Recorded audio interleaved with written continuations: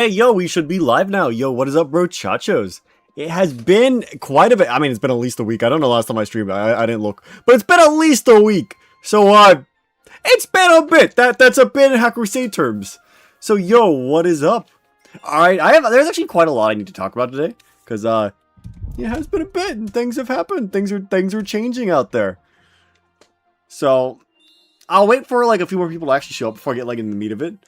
But, right now, our main goals, there's only 10 days left of the retro achievements thing. So I do need to, we gotta lock in. We do need to lock in. Oh, it's actually quite scary. There's only 10 days left. Yo, APOC, thank you for the 31 months. Damn. 31 months. It's been a while. It's been a while. Alright, Mario Galaxy is my favorite verb. It is. It is. Alright, did I already get the... Oh yeah, I got the secret one here. Man, 31 months. Times are flying. It's 31 months since what? Chicken Burger, because that's when APOC joined, right? Damn. Anyways, welcome APOC, welcome SNT, welcome GG Nexus, WillyNet. 13 months, pathetic week. We're low-key waiting to stream all week. Yeah, I should have probably streamed a bit earlier, because. So I think like right now I'm like 12 or so points away. I need to finish Galaxy 2 and Twilight Princess ASAP, and then I need to go rush through some, like, small game to get, like, the last 1 or 2 points. So, like, I'm kind of strapped. I got 10 days left, and that's not as much. I had, like, 20 months? Fake. Fake. He's lying. Lie. Let's see. Alright, so, let me just get to the part where we have our stars. Doo-doo-doo-doo-doo-doo. Yeah, the next really big one's in Slipsand. They do the monthly members. No, I don't think so. I don't think I've done July. July is a relatively fresh month, and I don't think I've streamed all month. Oh, the title still says Deltarune discussion. LMAO, let me remove that. We can discuss Deltarune, but it won't be the main purpose of this. I'll fix that in a moment. Yeah, let me send out the memberships first. Yes, I do have my 10. Alright, here's the first 5. And here's the second 5. Hopefully somebody who shows up gets these. I do not control who they go to, though, unfortunately. The Deltarune community has been hilarious. There's been some fun stuff. It's been good. It's been good. Oh my god. Right now they're on their Despicable Me arc. Yeah, let me edit the title. LMAO. Boy, I love my Deltarune. Alright, no idea who these people are. It's unfortunate. I wish it. Apparently, it used to prioritize activity a lot more. This was supposed to. It doesn't seem to do that too much now. But it would be so cool if it did. Like, imagine being like, wow, I'm a person who watches the streams often, but I'm broke, so I don't have a membership. And it's like, actually, we've changed that. By being a active member, we're rewarding you for your behavior. That would be great. Why is Gaster a pirate? I literally blinked. The shared psychosis. They're going crazy. Shared hallucinations. YouTube is boring. They give them out to random people. Because I think YouTube's thought is that if they give it to random people, these people aren't going to use the membership. And if they don't use the membership, that's not a wasted membership. So like, let's say you're active. Someone who's active is the person who's most likely to buy a membership. Right? And so why would you make the active people get the free ones? The active people will probably spend money anyways. And while they're probably right, it's unfortunate because like I think being active should be rewarded. That's only 10 free. Like, let's say you're like in a big streamer chat, being in the top 10 for people, like that's not easy. That's not easy. You should be rewarded, bro. But whatever. It's YouTube doing its thing. I have no reason to grab that, but whatever. Guys, who's back? Welcome back, Noah. Alright. Oh, yeah. Hello, Jatal as well. Goodness gracious. Alright, so let's see. So, one of the reasons I haven't streamed or, actually, I didn't make a short. I was supposed to do a short on Tuesday. I didn't put out a short on Tuesday. Was because I went to Mexico. That was interesting. Mexico is nice. Mexico is nice. I went to specifically Cozumel, which is an item, off of, Quantum Maru, that's the name. Something like that. Ooh. So that was fun. Very interesting place. Very unique.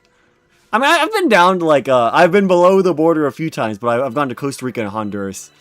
And every country's a bit different.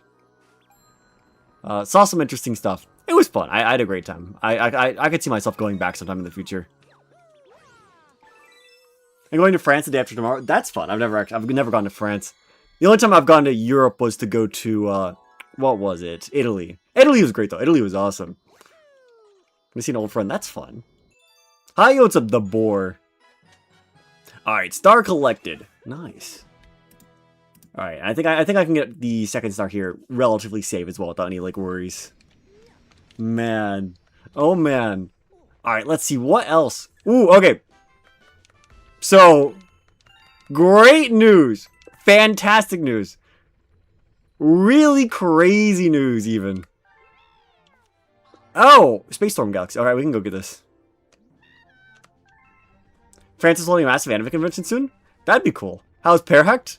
I mean, he's doing great. He's working on a, his Minecraft server.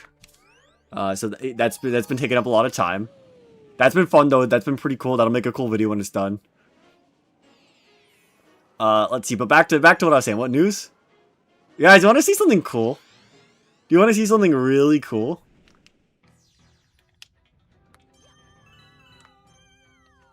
So someone has to say yes. You have to say yes, otherwise I won't show you.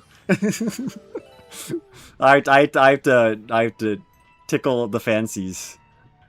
Oh. He's doing a shorts grind, I know. He is doing daily. He's doing daily, which is a lot. It's very tricky. We're gonna kill you. Alright. Something interesting. I have very good news. Very exciting news. Something has begun. Right? Something maybe begun's not the right word. Something has continued. No, even though I'm involved with it. Bro! It is true. He's not lying. He is involved with it. Something has... I like the word continued.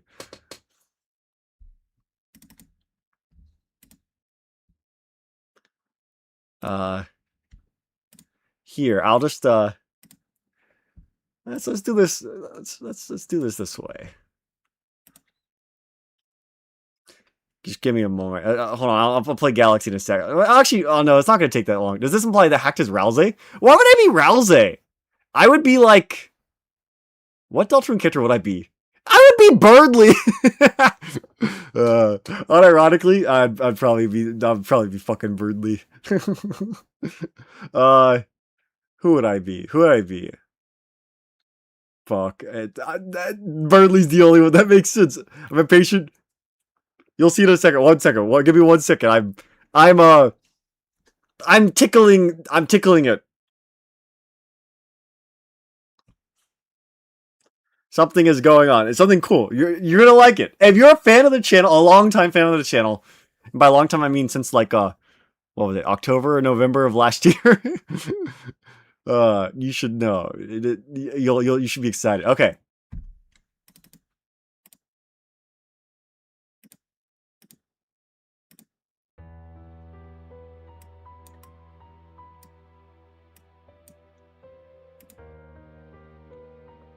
Terminera has continued development.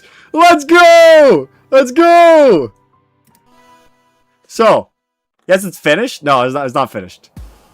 But Terminera has continued development.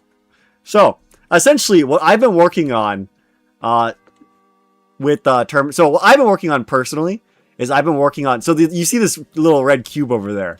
This is the red cube of health. Oh, also, if you also played the little demo, you notice there's health up here. There wasn't originally health, right?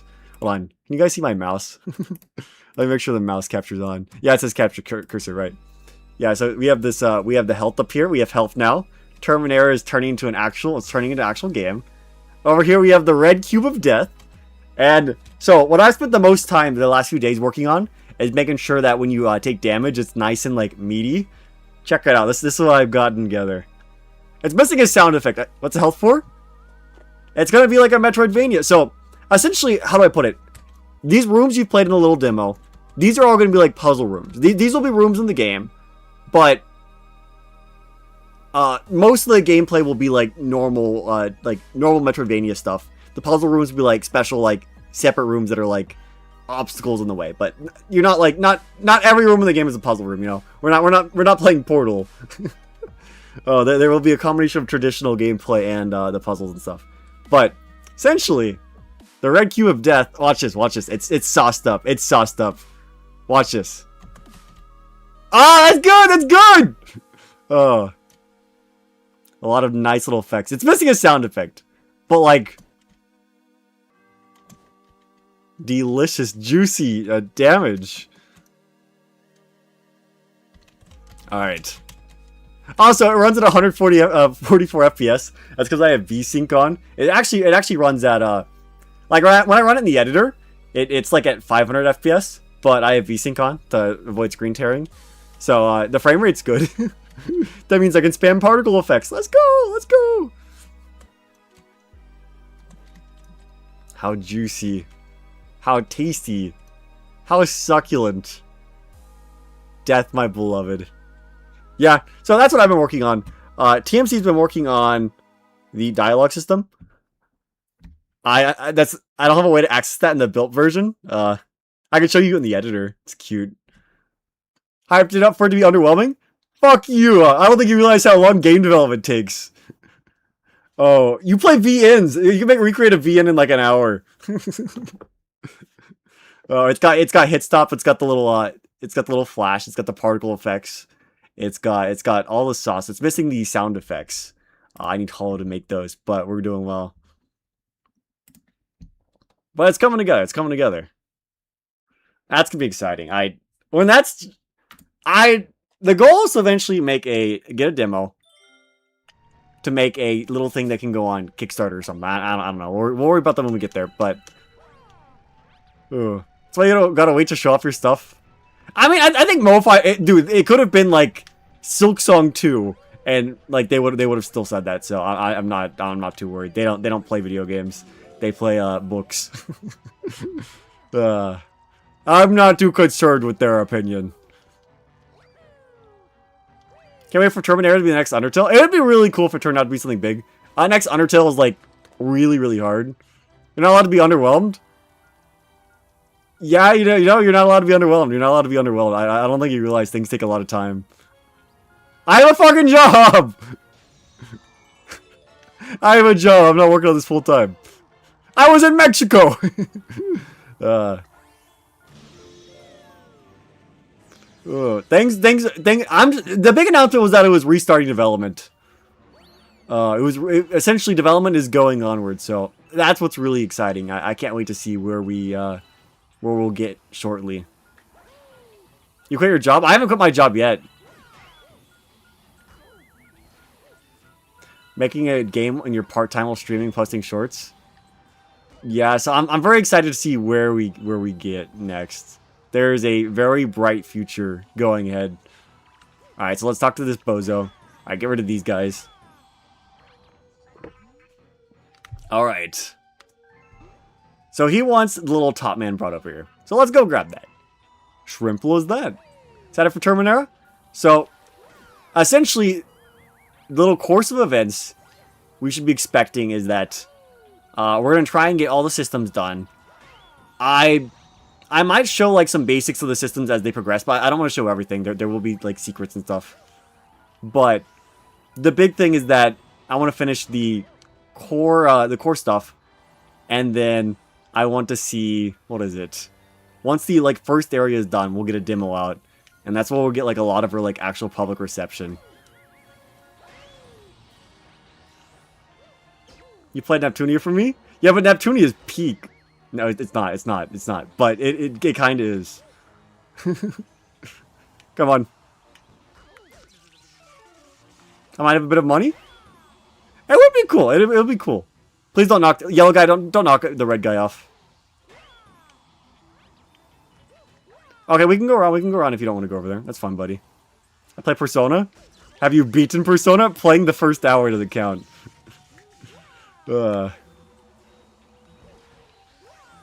Alright, I died. Too bad. Persona 5 is good. Persona 5 is good. It is a good game. And I can't wait for Persona, the Persona 4 remake coming up. That's gonna be exciting.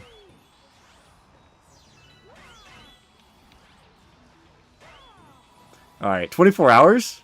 I mean, that's a decent chunk. That's like a fifth of the game. Alright. Top man. Get over here. Get over here, you little rat. You little goober creature. God, I hate these guys hate me! They hate me more than I hate them! Get over here. Alright. Almost. There we go. I brought him here. I gave you your guy. I have your guy. Give me my star.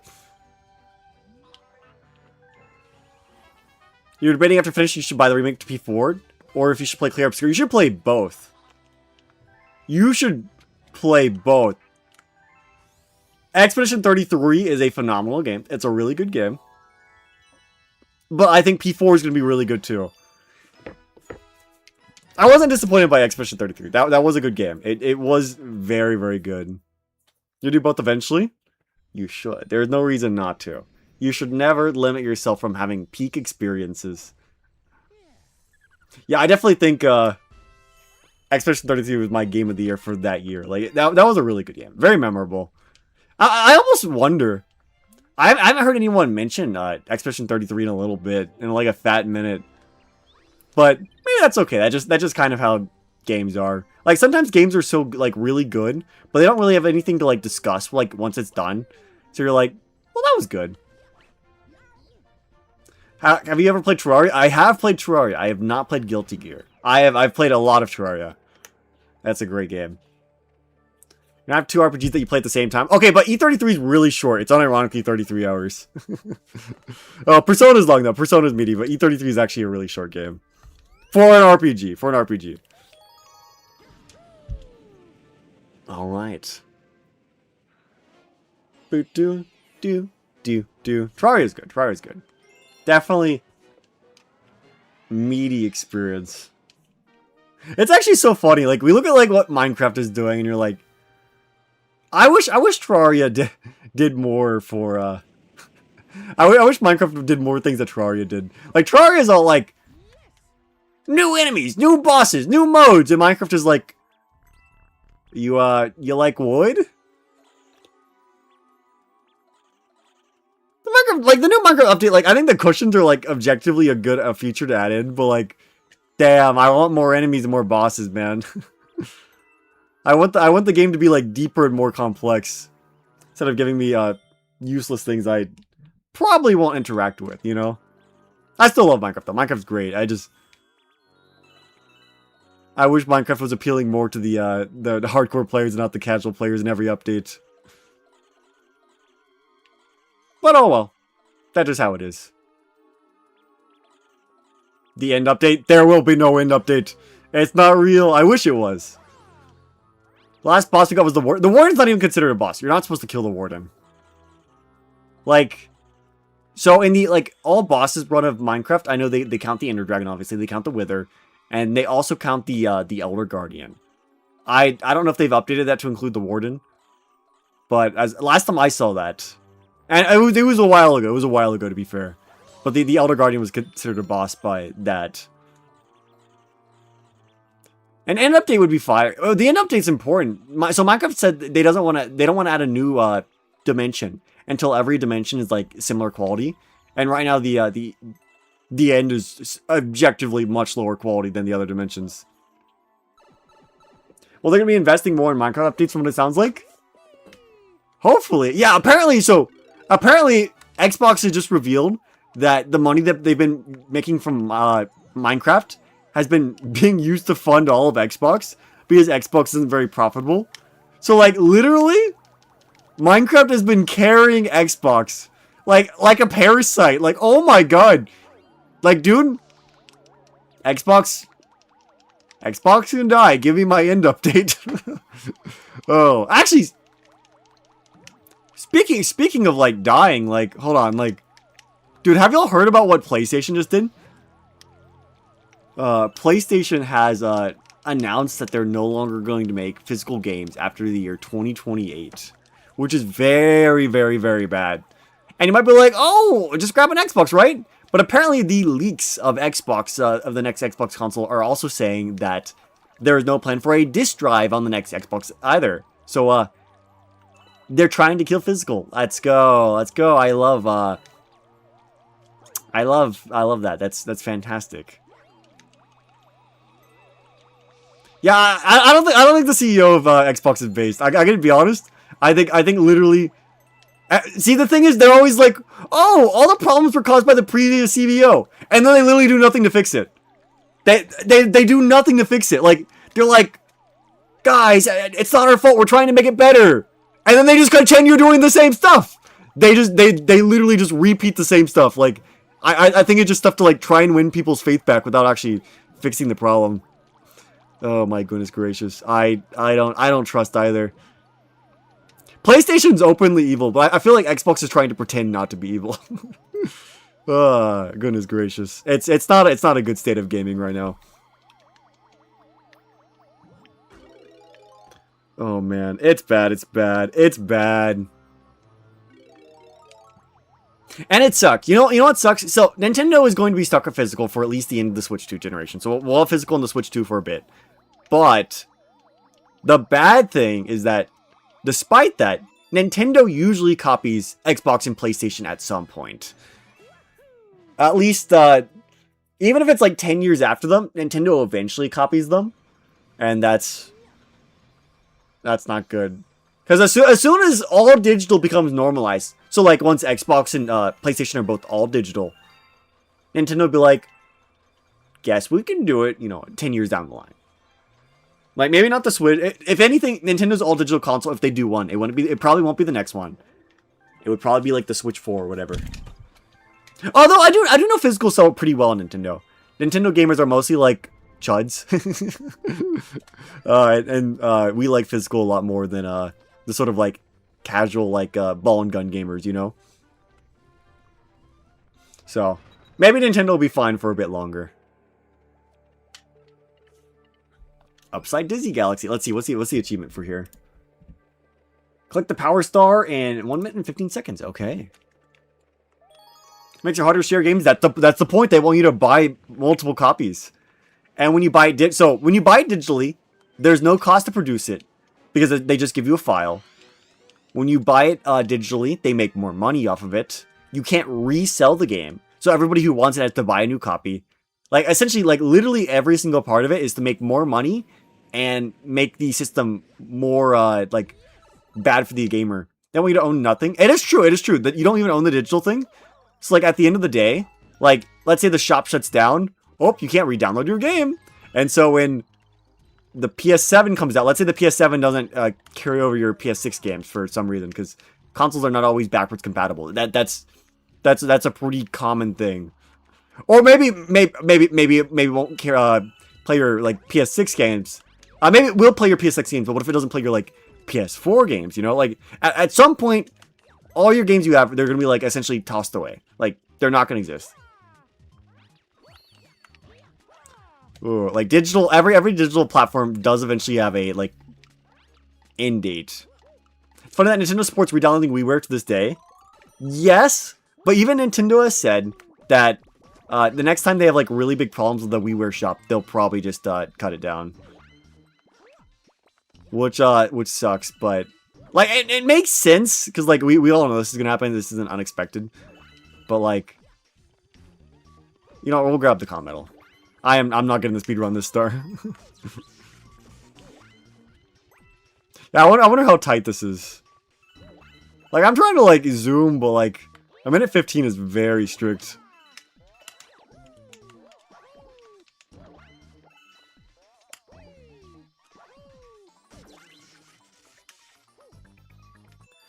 Alright, we definitely did not get a minute 15. Holy shoot. I was touching everything. I was goobering all over. Oh my goodness gracious. The star is kind of ass. Oh, I was only 15 seconds over? I can definitely cut down 15 seconds. Okay, I didn't realize we made it through that so fast. Never mind, we might be fine. Even when the Wii Shop is down, if your stuff's on your console, you'll be able to access it. Well, yeah, that's how digital stuff works. Like, arguably, if you are a full digital guy, and you're worried about your stuff going over it, you just need, like, external drives, and you just need to back everything up. It's annoying, but it is possible. What Sony did with the movies? It is true, the movie... A little while ago, Sony removed the licenses, like 500 movies off the PlayStation Store. And when they did that, anyone who bought them also lost access to them, which is... That is a terrifying future. It's crazy that that's allowed. But that's just the state we're in.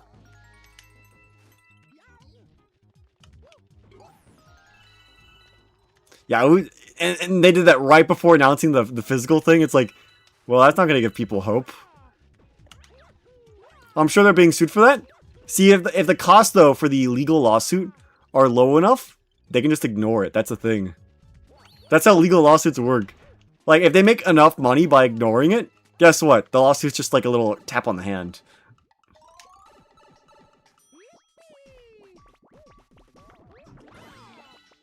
I hate the current state. It's not healthy. It's not healthy. Like, a similar case, like, I'm sure GTA 6 will be good. But, like, GTA 6 is one of the first, like, really big games to be all digital. And I see a lot of people being like, well, it doesn't matter because it's GTA 6. It's going to be good anyways. Like, apparently GTA 6 has made over $3 billion already without a single, like, we haven't seen a single piece of gameplay. We've only seen cinematic trailers. Like, what if the gameplay's bad, but we won't know because they haven't shown us it. And yet people are willing to spend money on a game they've never seen. That's not healthy. That's not good. Okay, we got the achievement. Okay, that wasn't very strict at all. Like, that's not healthy. That's not healthy. It'll be good. I know. Yeah, that's not the point. I'm sure it will be good. You know what? You're probably right. It probably will be good. Rockstar makes great games, but you don't know that. You don't know that. There are plenty of studios where they made great games in the past, and then they made an ass game. That is actually really, really common. Ooh. Like, that happens fairly often. We shouldn't buy games before showing footage. That leads a bad, like... That leaves a bad thing. That's a bad precedent to... What was the word? That's a bad standard to set. Yeah, we'll go with that.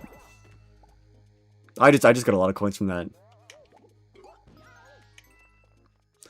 It just... Oh... I don't know. It just... And the thing is, when GTA 6 is really good... I'm less worried about GTA 6. I'm less worried about GTA 6. I'm more worried that... other things are going to copy it, you know? They're going to go all digital, because GTA 6 did it and did well. And they'll be like, oh, nobody cares. They'll go, and then they'll also open up pre-orders without showing footage. And so all, like, the little people who are already fans will be like, oh, yeah, I'll pre-order the game before seeing the game. And then they make money. Like, as of now, GTA 6 has made a profit without even... like, they've already profited. I think the development cost was like $2 billion. They've literally already profited without showing the game. Like, the game could be like a cutscene. It could just be a movie. And they would have already made money. It's not good. It's not good. It's just not a good standard to set. Wait, where the frick is the pipe for here? I thought it was over there.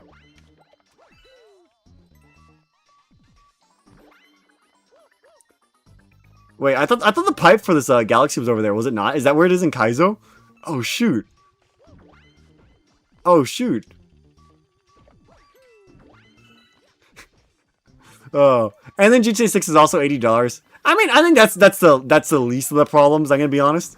It's annoying. $80 games aren't fun, but I do think that's probably the least of the problems. Like,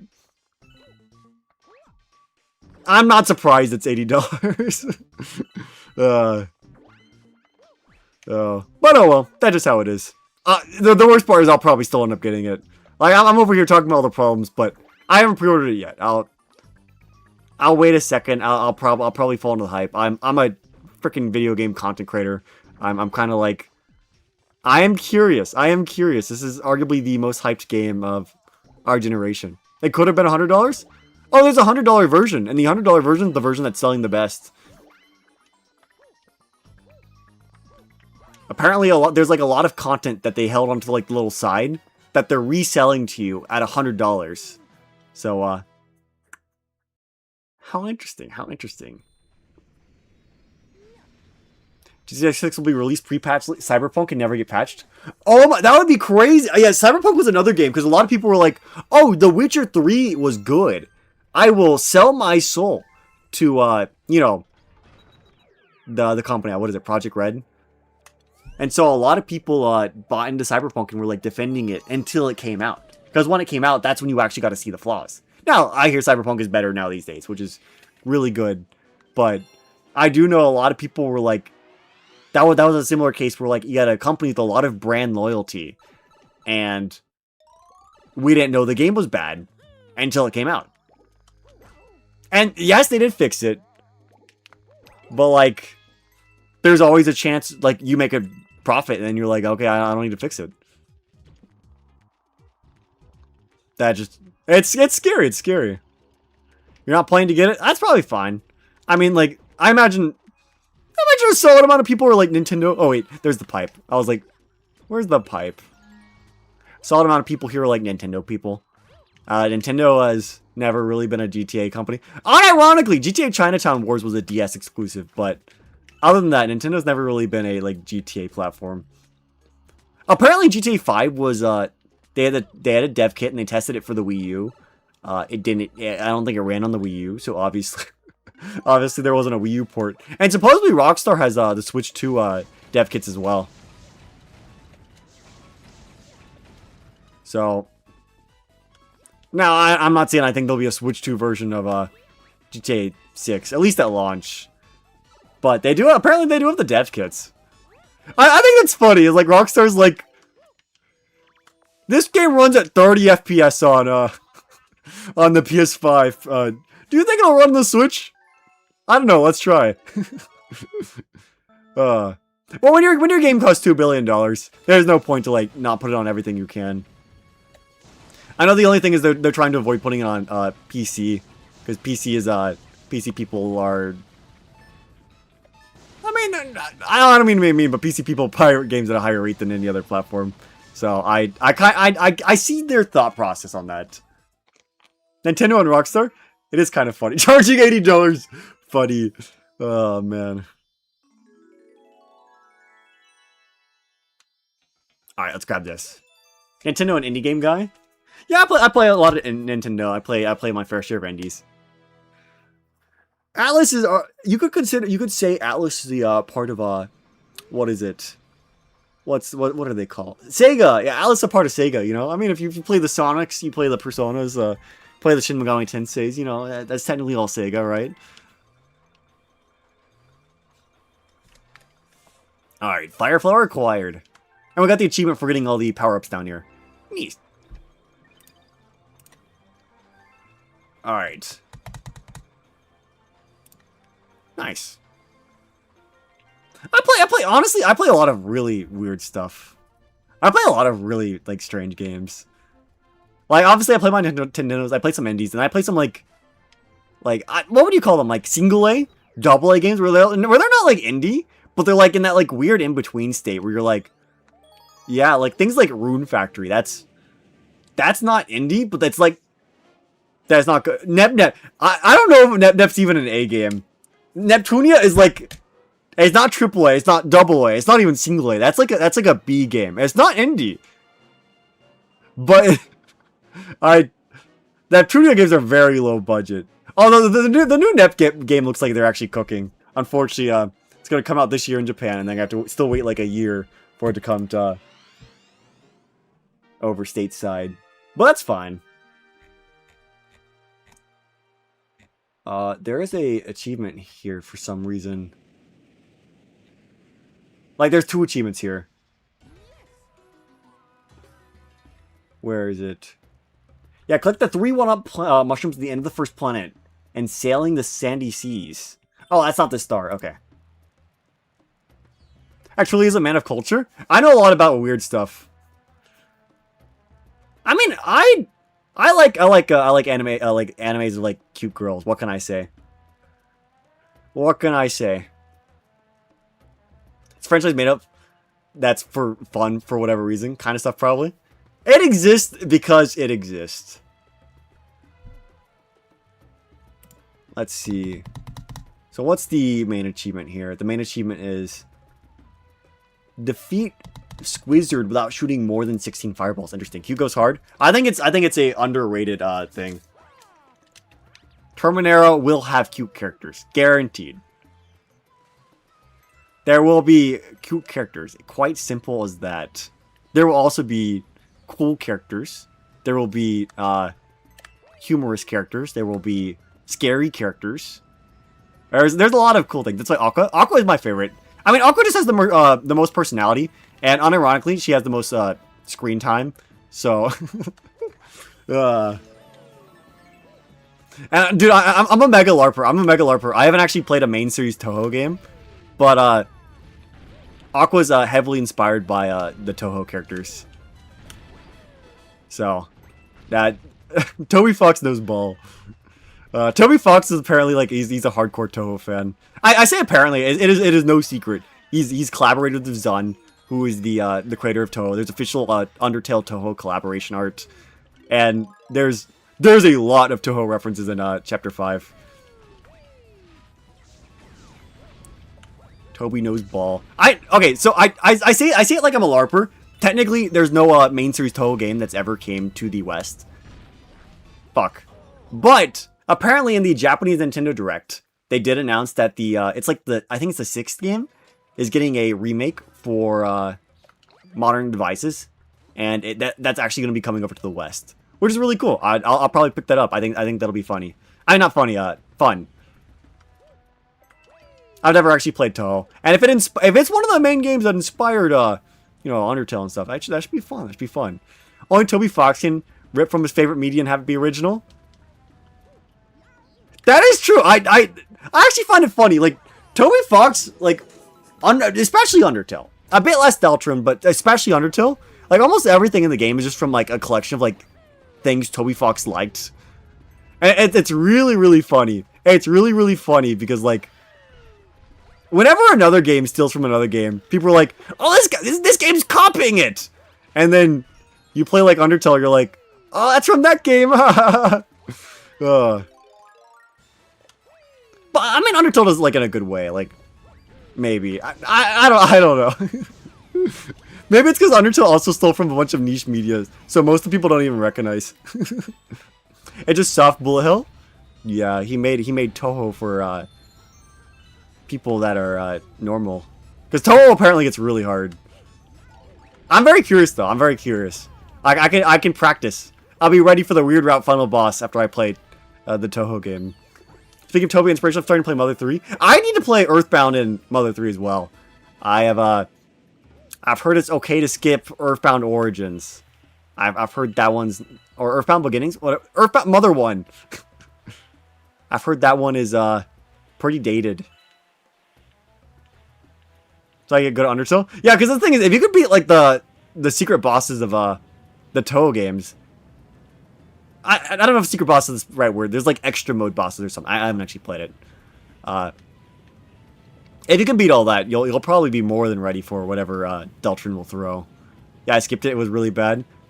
That's unfortunate, but like game design just wasn't like optimized back then, so like it's not even their fault. I mean, it kind of is, but like they were innovating. As long as you get rewind is tolerable. Yeah. Ah! I looked away for 1 second to read chat. Is Deltarune really better than Undertale? Deltarune is way better than Undertale. It's not even close. It is not even close.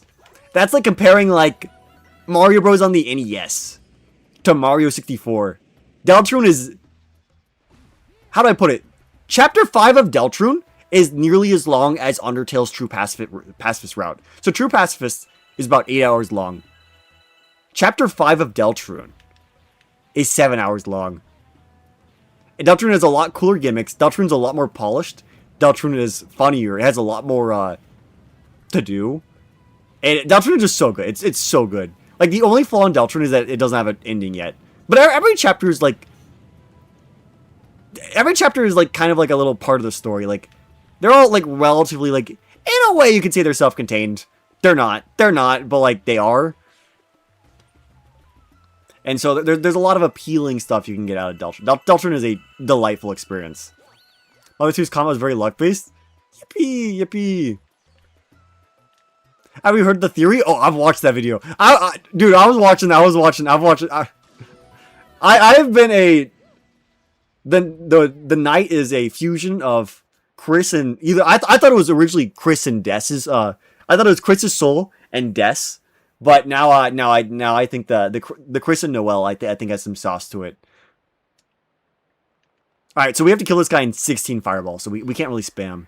Deltrune might be your third favorite video game. It's not bad. I think Deltrune's my top 10. It's my top 10. It's not even done. It's not even done. What sauce? Still got some doubts? I mean, that's how most theories go. I mean, for the longest time, we all considered, like, what was it? Death Knight to be, like, common knowledge. Like, there is no way Death Knight was wrong, right? Like Death Knight was, like, the only viable answer. Like, if you said anything else, you were, like, insane.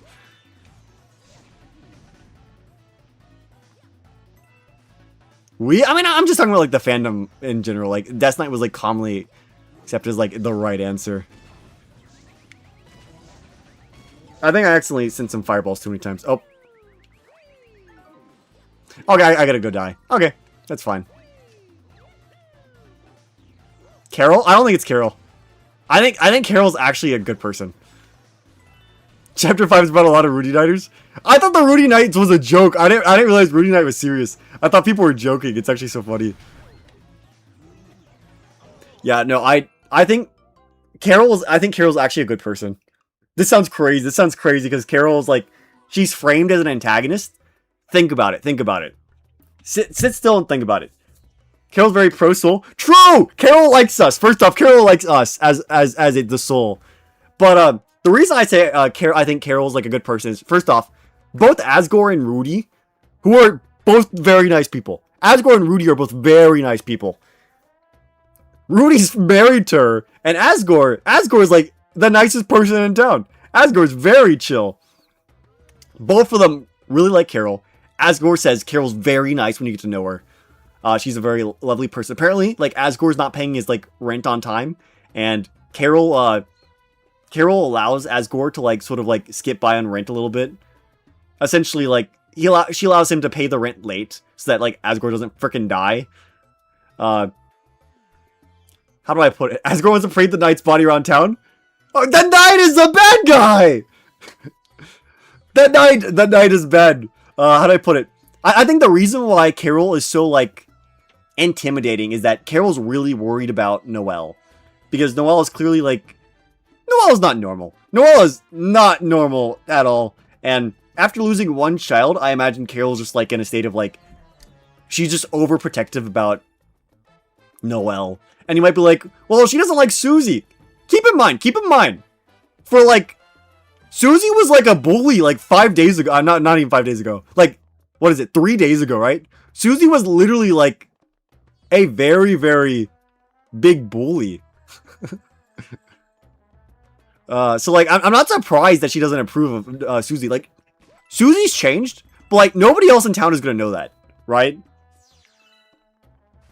So, like, I don't think it's too surprising to think that Carol disapproves of Susie. Like, why would you want your child that you're really worried about to hang out with, like, the worst person in town, right? That just, you wouldn't want that. She's protective. Her first child is gone. She doesn't want to lose her second one. Her husband's gonna die soon. Dude, she lost her child. Her husband is critically in, like, danger. If she loses Noelle, she'll literally have nothing left. She would be gone. Her family is, like, dying. Like, I feel so bad for her. Oh, man. Carol's very homophobic classist, though, so she's the villain, obviously. I don't know where people even get that. Like, the homophobic stuff, like, obviously it's a joke, but, like, it's almost certainly, like, it's less about that. It's more about Susie being who Susie was, like, chapter 1.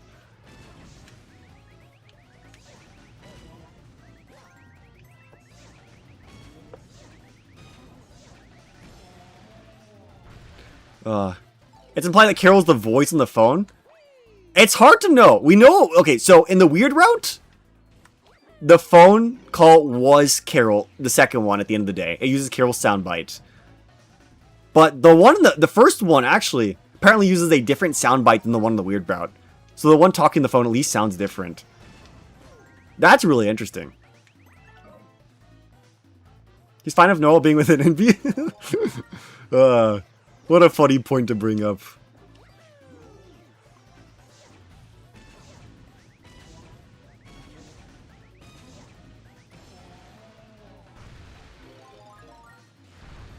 Chris gets told I'll be right over. Yeah, see, it looks bad. It looks bad, but I feel like there's something more to it that we don't know.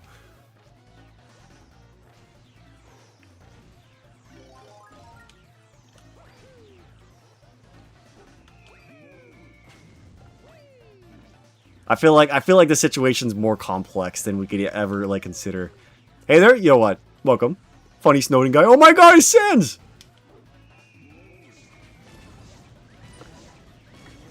Oh, I did too many. Can I really not jump out of this arena? Oh, I can. Okay. The voice on the phone doesn't be the knight either. That's true. That's true. See, it's weird. Like, it does look bad that she comes immediately after the call. But isn't it weird that the weird route, the voice on the phone call is different then? Like, isn't that weird? I don't know. Why would it be different if they're both Carol, you know? I think this is literally the case of, like, the plot wants you to think one thing. Oh, I wasted a fireball. So I can use 16 fireballs. And it takes 5 to do a phase, so I can waste 1 fireball. So glad pink got relevance. The update was actually very interesting.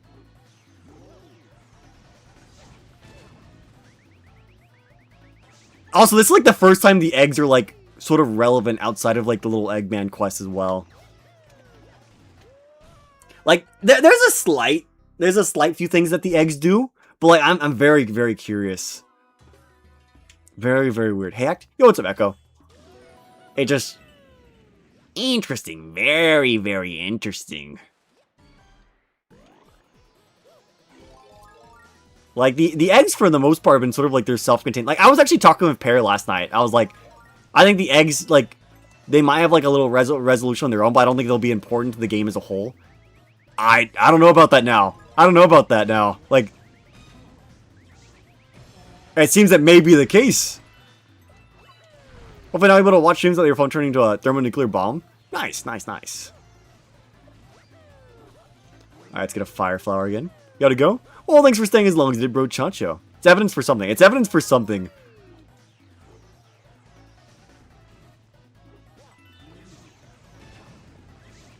Two, 3. Alright, I don't think we've wasted any fireballs yet. Looking good. I'm very curious how things are gonna turn out. We're in a very interesting point of Deltron. It sucks because, like, I know we have to wait a year.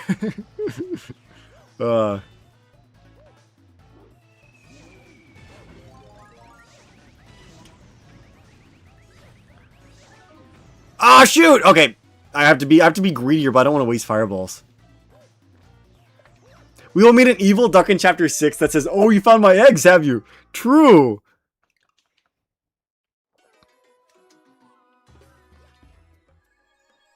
Are you really thinking that Chris is gonna lose their hand? There's no way. There's no way.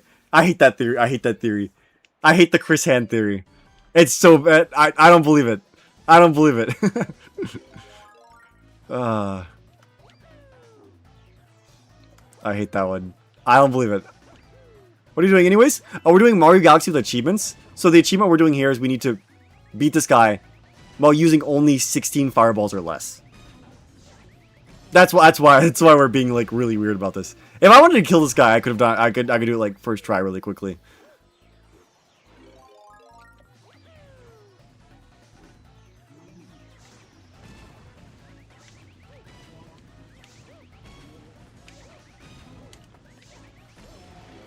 Okay.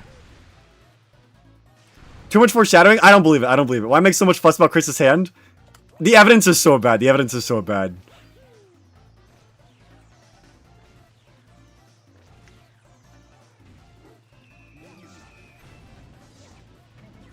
Ah! Okay, we gotta die.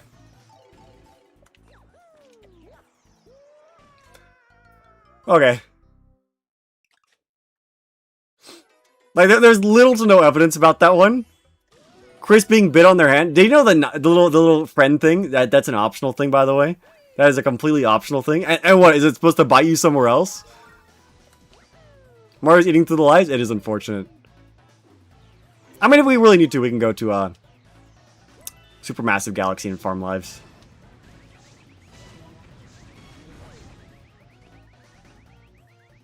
Alright, let's die. This is just an annoying one. Like, this one isn't even, like, really hard. But, like, this is annoying. Yeah. Alright. You know what a real Deltarune theory is? Chris Goon theory. Yes. Yes. That's a real theory.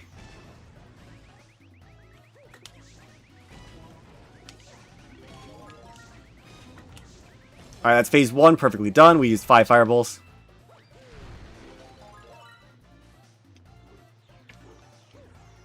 Chris Goon is such a peak theory, it really is. And honestly, I think it's true.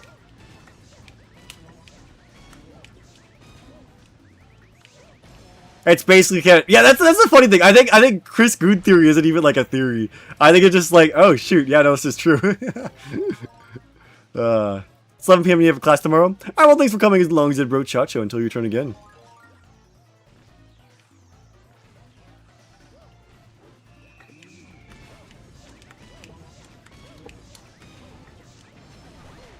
Alright, we should get the achievement. Nice. Alright. Let's go. Whoa, that's that over. Yeah, let's go to Supermassive Galaxy and let's go get some 1-ups. I don't want a game over. Yippee, achievement. Let's make sure not to spin. Don't spin, Mario. Don't spin. There we go. Yeah, I don't want to accidentally throw a fireball and lose the achievement. Alright, nice. Oh, we got an achievement for collecting 32 continentals as well. Nice. Looking good, Mario. Looking good. Why are you adverse to Chris losing their hand anyways? There's like no evidence to it. I think that they're just like there's like 3 hand related things in the game and everybody's like, clearly this means Chris is going to lose their hand. It's like, no. No. The evidence is weak and people have been pushing that since like chapter 2 for some reason. And they're always like, look, there's a hand again. Clearly that means Chris is going to lose their hand. No. Just be careful of chapter 5 spoilers ever since launch have just started. You need to get that out of the way. You're in danger. You are in danger by being in here. Oh shoot! I have comments I have to go catch up and do. Dang.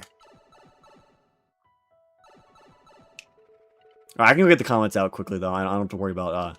There's no achievements for these, or at least for these 2 comments. The Bowser one actually has an achievement, I think. Yeah, it doesn't like right after chapter 5's launch, so you're pretty late. Oh wow. I mean, better late than never. It's a great game. But like, oh man. Oh man. I can't imagine joining Deltarune late. Like, I joined before chapter 2. I didn't join when chapter 1 just dropped. I did wait a bit before playing chapter 1. But man, has the best character in the game. Yeah, it's got Ralsei. Oh. Yeah, Aqua is definitely my favorite flower, but I think on top of that, I still have Lancer and Tan on top. Aqua's good. Aqua's good. Don't get me wrong. I like Aqua. Best flower. But Tenna is my goat. And, like, Lancer is just too good as well. Very good characters. Very good characters. Just got the watering can thing. Oh, you're very early in the chapter. Yeah, there's some good character. Chapter 5 is a really good chapter. It's a very good chapter.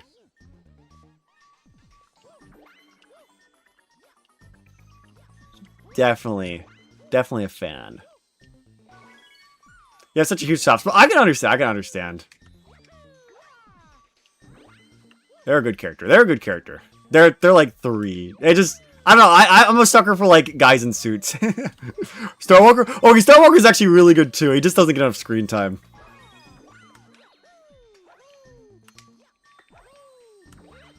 Yeah, I like cute girls, but I also like tall men in suits. And also goobers. It's like, oh man.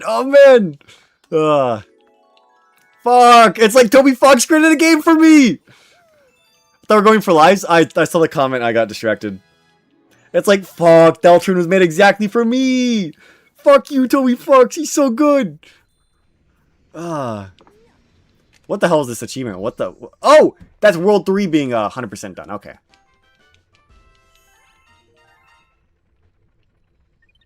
Like, it's like, shoot! So just know, they'll like, in Terminero, there'll probably be characters of those archetypes in that game. There has to be. Otherwise, it's not a good game. Those are, like, just my favorite archetypes of, like, characters. It's like... Oh, man.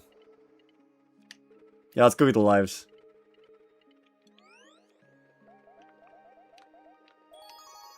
Yeah, I gotta... It's like, oh man, I need my favorite character archetypes represented. You've kind of forgot. Star Walker's so important. He's so important. He adds so many funny moments. He doesn't, like, change the story, obviously. But, like, Star Walker's so funny. Oh my god.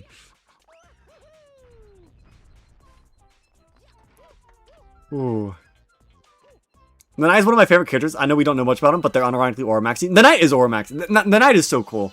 I love the idea of, like... The Knight is terrifying. Like, Deltron is a game that, like, doesn't really take itself too seriously. But as soon as the Knight's on screen, it's like... Oh, shoot. Oh, shoot. I'm literally knighting it. The Knight is great. The Knight is awesome. Very, very good villain. And the Knight is also a looming threat. Dude, you play Undertale, and, like, the final boss is, like, Asgore, and they're mentioned, like, I don't know, like, 3 or 4 times before you get there. They're like, Asgore, in red text, and you're like, who the fuck is Asgore? Tim, you want to try to 100% as Celeste? You're stuck on Farewell? Oh, okay, Farewell is really hard, to be fair. It's really hard. But, you do know 100% for Celeste means getting the golden strawberries, right? I'm just putting that out there. I'm just putting that out there. The golden strawberries are not fun. Especially getting the golden strawberry for Farewell.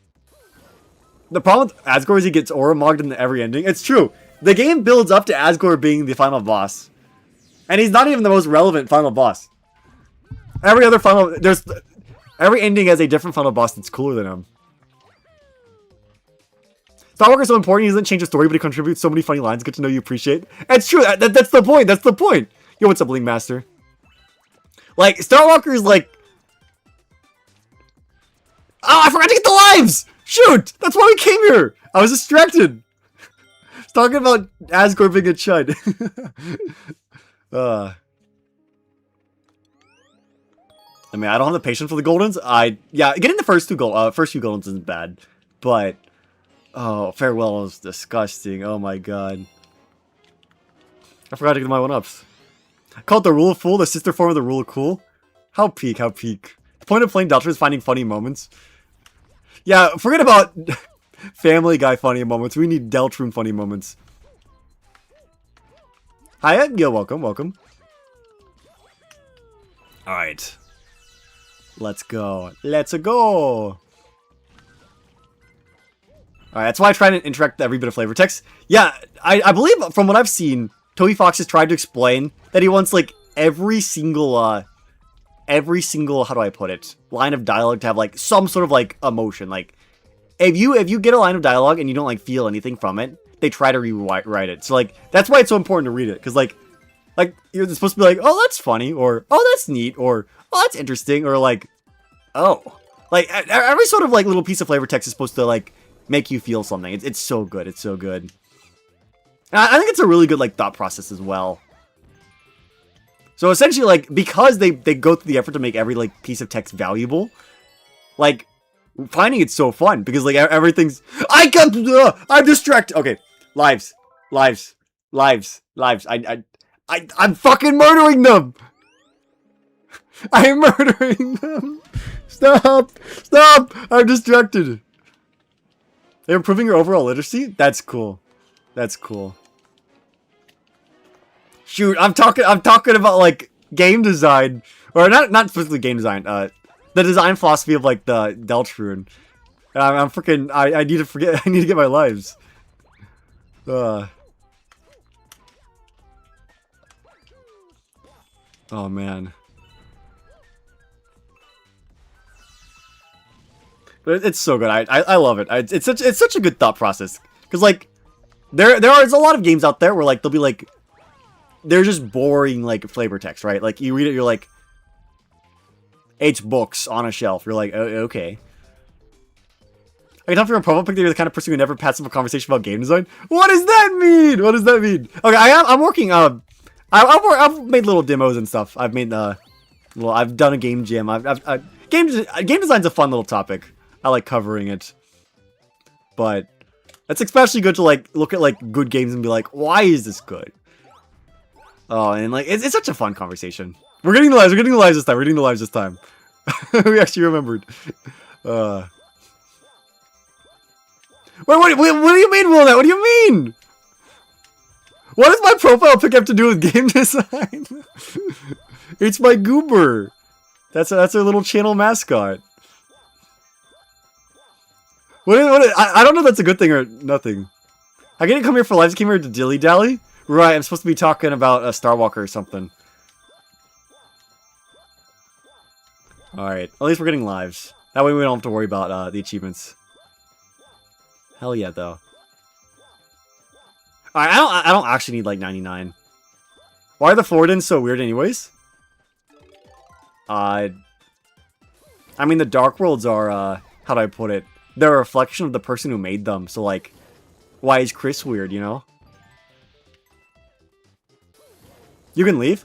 Do you leave? Do you keep your thingies? Your mascot is extremely game dev gender? What an interesting sentence to say. You do keep them, that's interesting. That's nice. That's good to know. Thank you. Yeah, I probably would have been the star otherwise.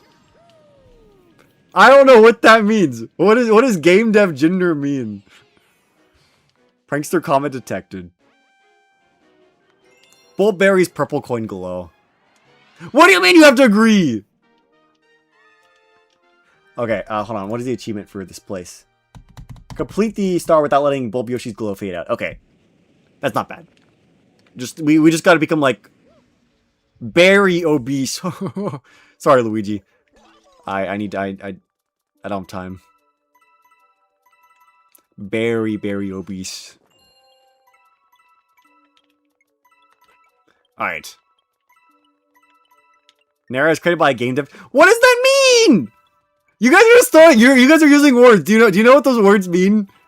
Because that's why I'm asking. What is that supposed to imply? I wasn't a game dev when I made Nara, and I don't have an actual game out. I've literally only made demos and stuff. I'm a guy who was dicked around, but game dev is a strong word.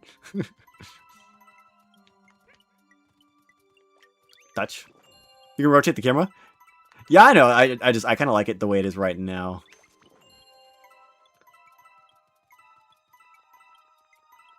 Okay, let's go back and grab that berry. Alright, now I can run across with no worries.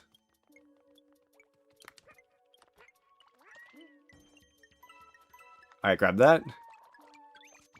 Okay. Made by sparring. What does that mean, though? You guys are just throwing words out there. What does that have to do with the character?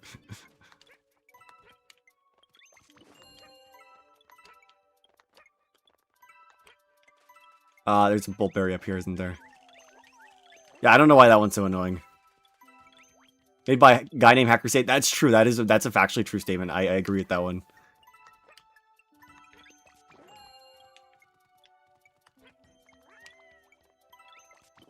Is there spinning, or is that just the camera? I mean, the one in the little bottom left of the screen, that one's spinning, yeah. Okay. That's an easy achievement. Nice.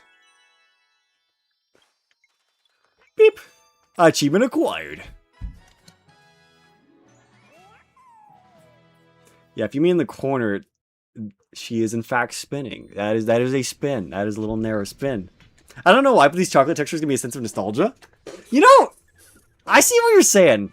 That is a bizarre thing to say, but I agree with you, Willnet.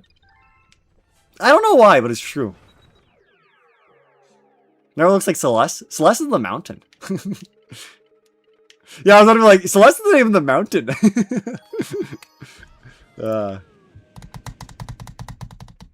Okay. I believe this one has an achievement. Maybe. Gravity Star Speedrun. Does this one? Hold on. Control F, Gravity Star. No, I don't think this one has an achievement. Okay. I know one of the other Bowser Stars had an achievement for the speedrun. I just wanted to make sure it wasn't this one. Okay. That's fine. Okay, it's really 3D Land coded. I mean, 3D Land was heavily based off of Galaxy, so... Ooh. She's really... Hold on, let me copy and paste that into my hex code stuff. Alright, hold on, I'm curious. I think Nera technically has a dash, right?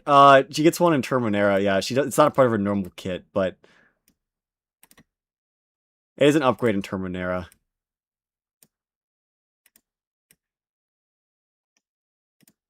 I don't know, okay, I'm not copying and pasting that. YouTube copy and paste isn't working for me. Alright. Let's just get going. Hell yeah.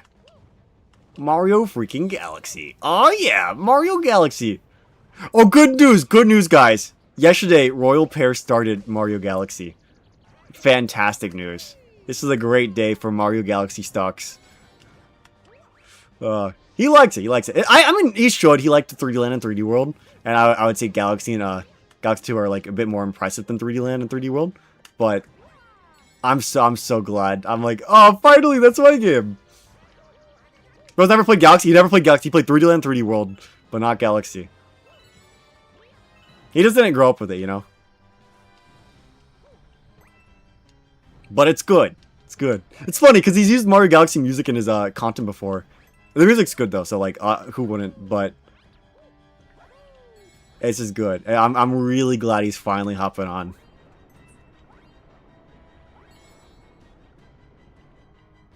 Okay.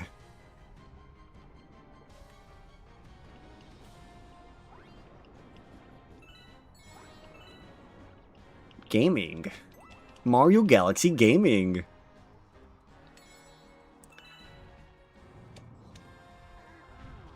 I love being able to crouch under their legs.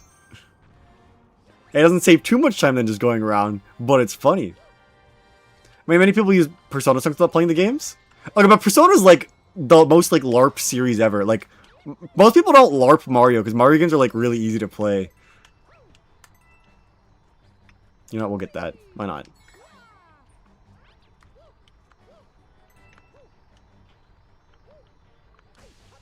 That's fine. Alright, the star should be right over here. Very tasty. Star acquired. FNAF is the most LARP series. That is true, unironically. Unironically. FNAF may be one of the series that's been watched the most by people who never played the games. Followed by Toho. Toho's also true. Unironically, I've never played a main series Toho game, and my profile pic is inspired by Toho. It's based on like the little Fumo plushes. So technically, there's plushes that like there's Fumo plushes that aren't Toho plushes, but like it's literally inspired by the Toho ones are the popular ones. It's inspired by Toho, and I've never played a main series Toho game. I will though soon. They're coming. Are there any more comments?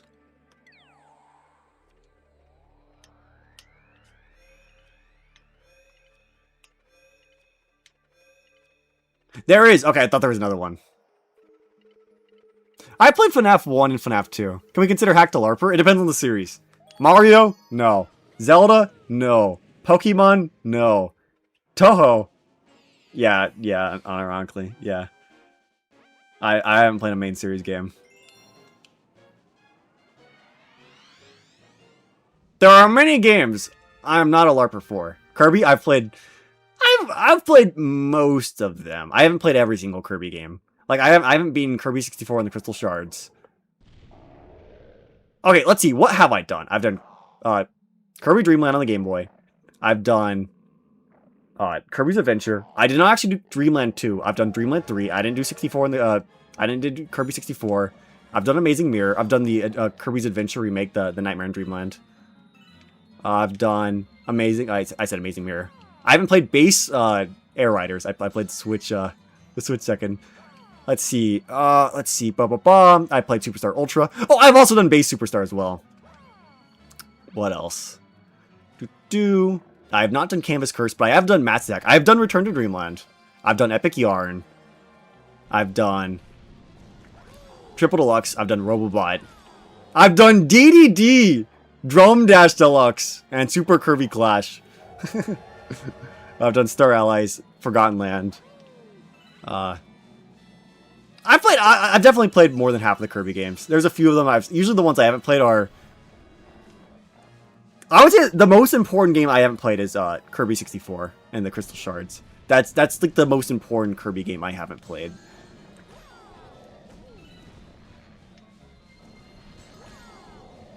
Because that one's a pretty interesting game. And unfortunately, it's not very lore important. Nintendo doesn't seem to like it very much. Or I guess HAL.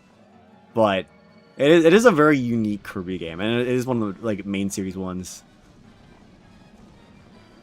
Oh, fuck.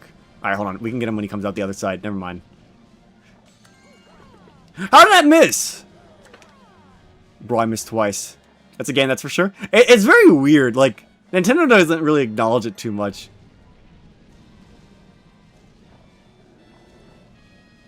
There you go. What is the base damage for an Ancient Battle Axe ++ in Breath of the Wild? Why would I know that off the top of my head? That's crazy. What a crazy question. Oh, man. No, I skipped a few Kirby games. For Zelda, though, Zelda, it's easier to say what games I haven't played. I know for Zelda, I haven't done Four Swords Adventures or Phantom Hourglass. I've played every other Zelda game. I'm talking about main series. For spin-offs, I have not played the fucking Tingle games or the what is it? The Wand of Gamelon and stuff. You know, I haven't played those. But for the main series games, the only ones I haven't really played are Phantom Hourglass and Four Swords Adventures. I have Phantom Hourglass though. I have it on the Wii U. I just never played it. Ooh, nice.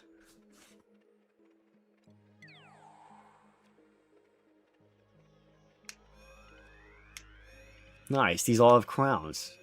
Hell yeah. Triforce Heroes. That's crazy that you've played that and not some of the others. Triforce Heroes is a good game. I do like Triforce Heroes. I think Triforce Heroes is incredibly overhated. It's not perfect, but like, damn, I played it with TMC and Bort, and that was so fun. I would love to see another multiplayer Zelda game. Sailing the Sandy Seas. Most impactful stuff from 64 is 0-2 in my goat Waddle D, who might be Bandana D. I don't know. Yeah, it's hard to know. Kirby lore doesn't always clarify things. That is the thing about Kirby lore. Sometimes we do not know. It is peak. Yeah, Triforce Heroes is like one of those games. I think most of the people who didn't like Triforce Heroes probably played it by themselves, which is fair. By yourself, I could see why someone may not like it, but and multiplayer, that game was so fun. Play multiplayer Breath of the Wild. I... Wasn't that taken down? I mean, I'm sure there's ways to play everything, even if it's taken down, but... Playing it by yourself was a slog? Yeah, that's the issue. That's the one issue. It's a great game, though. I think you love more Zelda games unfinished than completed. Yeah, okay, if we go through the games I've 100%ed, the list narrows down a bit. Unironically. But the little group I said when we played Triforce Heroes, we actually did every single, like, level and, like, the 4 variants of it, so we did actually grind it all out. That was fun. Okay, there's supposed to be 3 1-ups on this planet, and you get an achievement for getting them. Are they over here? Do I need to, like, do this? Shoot. Only real ones I played Link's... I actually played that recently. I played it for retro achievements. Because it was an easy game to complete.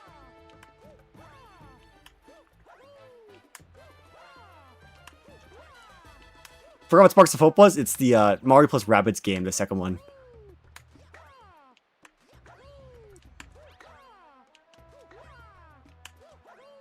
Where are my 1-ups?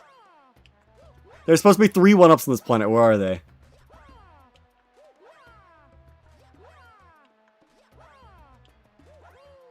Where are they? Where are the 1-ups?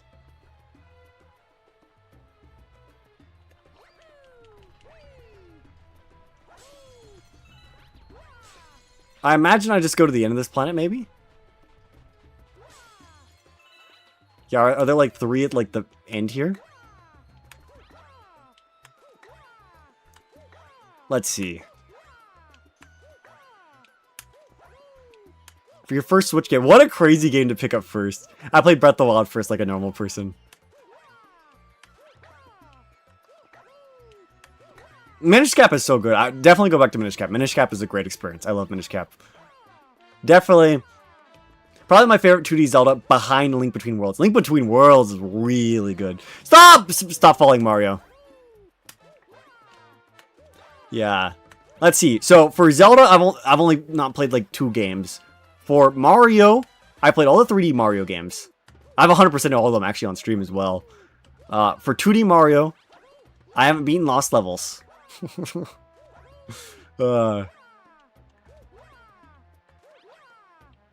Yeah, I think that's it for 2D. Oh, I also haven't done New Super Mario Bros. 2. Right. I didn't get that game growing up.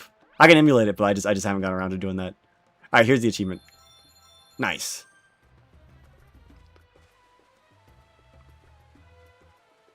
There we go. Yeah. So if I beat Lost Levels on New Super Mario Bros. 2, I can also say I've done all the 2D Marios. Nice. Nice. Yeah, so it depends on the series. And for Pokemon, I've gone through every generation except Gen 2. Although I played Heart Gold and Soul Silver, so that's a more than valid enough Gen 2 replacement. They gave you wrist pain? I can imagine. It's kind of annoying getting those.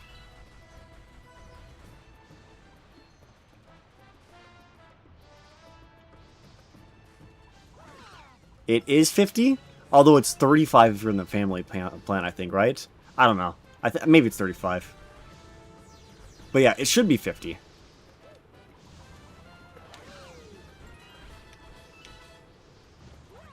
It'd be cool if Nintendo lowered the price. That would be awesome. Try motion control spinning. I'm playing on a controller. I could never play using keyboard controls, even on an emulator. I am controller for life. You consider remakes part of the generation they came out or the generation they came in? Personally, I consider them... So for Pokemon, I consider them the generation they came in. Not the what the base game is based on. Like Heart Gold and Soul Silver, they're a Gen 4 game. Like, I would say Gen 4 refers to the mechanics. And, like, the content in it. They're mechanically a Gen 4 game, despite being based on Johto.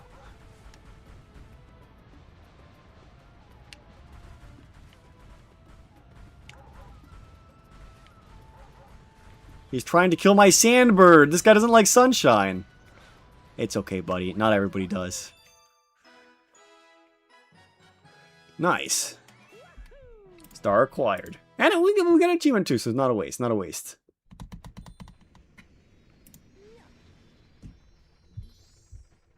Alright. Star acquired. It's a very mean dog. He was quite mean. He doesn't like us. He doesn't like us. Why do you not like us, buddy? We're Mario. How could you hate the Mario? Alright, we got all that. How much do you want? Alright. So the achievement here is to defeat the boss while in cloud form. So that just means we gotta play through the later half of the level damage list, which is fine. That's not too bad. I hope. We'll have to avoid any checkpoints. Yeah, like I've been getting hit a lot while playing this because I'm like reading chat and stuff. If I lock in, I can do damage just quite easy. It depends on what we turn up the lock-in meter up to. Ignore that. We haven't gotten the cloud flower yet. I'm not locked in yet.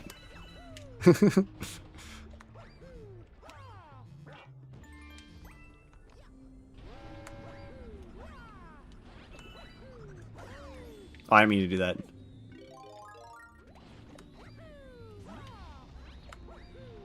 I also love that this level is a Prince Picante, because it's like kind of implied that like this is like King Caliente's son. It's like King Caliente had children. Are we gonna see like a queen Caliente inside of that? So Loki, how many points are you missing? Okay, so I get 10 points from I think I'm at like 37 or 38. I can count after this.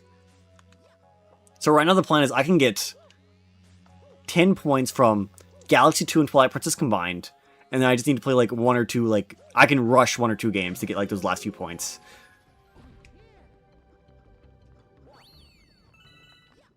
Yeah, if I really have to, I can finish up Galaxy 2 off stream. Because we're running out of time. There's 10 more days left to the event. It's actually kind of scary. 10 days left, oh no. So we may have to lock in, but we'll see, we'll see. Okay, we're gonna get the comp medal first. No, we're not. Like, hold on, let me count. We can sit down and count. The option is extra streaming hours. We could. Okay, let's see. So we have 6 points plus 2 points, so we have 8. Hold on, I should probably share with my screen.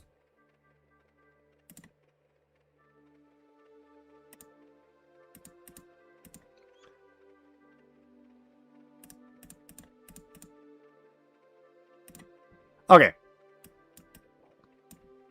So, Smash Brawl is 6. This is 2, so that's 8.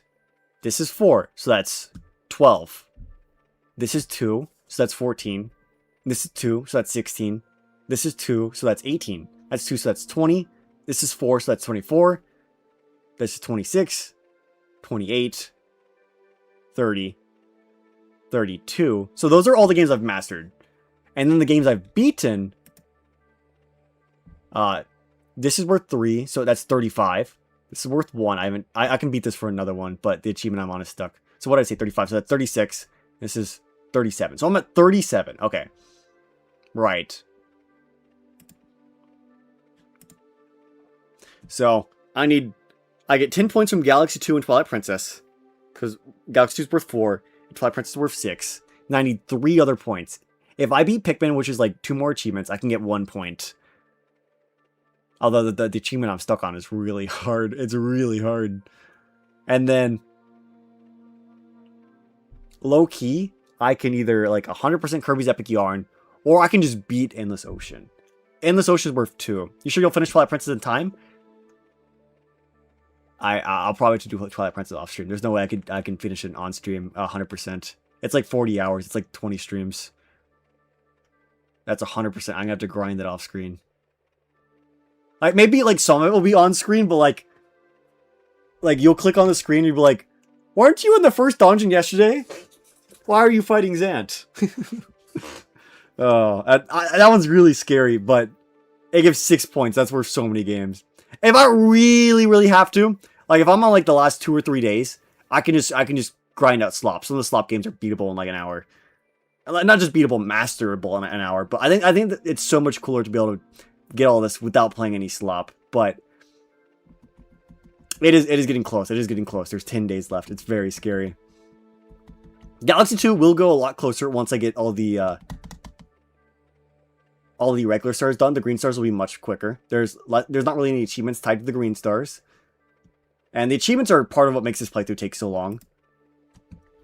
So, we'll see. I think we're in a decent position. I think Mario All-Stars, I don't think that doesn't have an achievement set. So just because it's playable, they need achievements made for them. And some games just don't have achievements. Like, a example, so I've done every Pokemon game so far, but they don't have Pokemon Battle Revolution, so like I haven't done that yet.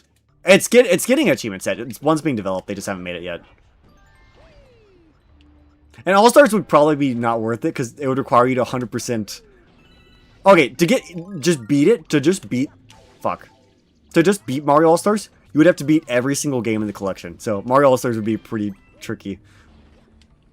Like, in case you're wondering what like one of the hardest games to beat on Retro Achievements is, one of the hardest masteries is apparently the Zelda collection for the GameCube, where it's like Zelda 1, like Zelda 2. Is it Zelda 2 or is it Link to the Past? I think it's Zelda 1, Zelda 2, Ocarina of Time, and Majora's Mask. I think that's that's in the collection. I know that's one of the least mastered games on the website, because like it's a lot of games. It's a lot of game. So like a collection is actually probably a pretty hard mastery. I probably don't want to get this flag, do I? Yeah, because I want to respawn on the base planet.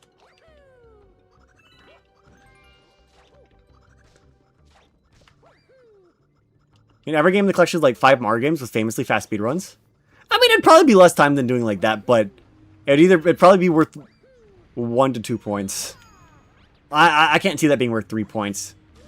Maybe it would be. Maybe they'd be like, oh, it's a lot of game. But I don't know. Like, most of the 3-point games are like really like long. Twilight Princess is actually, I think, the shortest, which is why I'm doing it. Also, Twilight Princess is Zelda. I like Zelda. But like Smash Brawl, yeah, that 100% deserved the 3 points. Smash Brawl took me like 200 hours to 100%. That is a meaty game. A lot of luck, a lot of grinding, and a lot of skill. You have to be really good to get that too.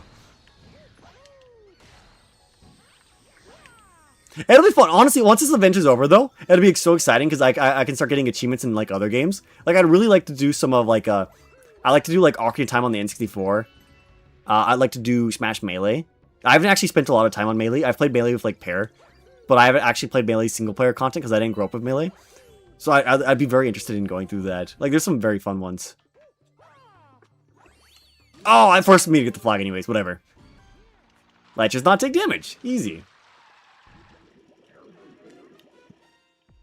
Alright.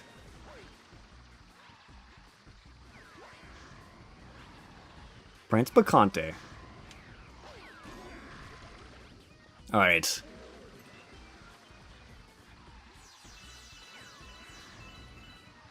You're making a full Tomodachi Island of Deltarune characters? They couldn't redo the original Star Walker, so you just remade the pixel art? I think that's fine, that's fine.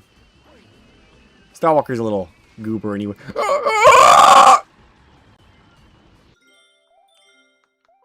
You love Smash Bros. Because of single player content? It's so good, it's so good. It's really bad to 100%. It's probably the worst Smash game to 100%, but it is a very solid game, like, if you play it normally. Oh, my copy of Tomodachi Life should be shipping soon. I should be able to get that. I mean, it's still shipping from Japan, so it's going to take a bit, but let me check Play Asia. Let's see. Has it shipped yet? It says packaging order. Okay, they haven't shipped yet, but they're working on it. Did the pixel because you did a remake would no longer be original? That's true! You'll truly have a friend life. Yes, indeed. Subspace Emster still the coolest. I'm so sad we never got like a Subspace equivalent. World of Light has no... Okay, World of Light's better than whatever Smash 4 was doing, but like... Subspace had so much aura. It was awesome. Like World of Light had a really cool opening, and that was it. That was it. These Miis are pissing me off. Yeah, I'm really curious. I don't know what Miis I'm gonna put on my island.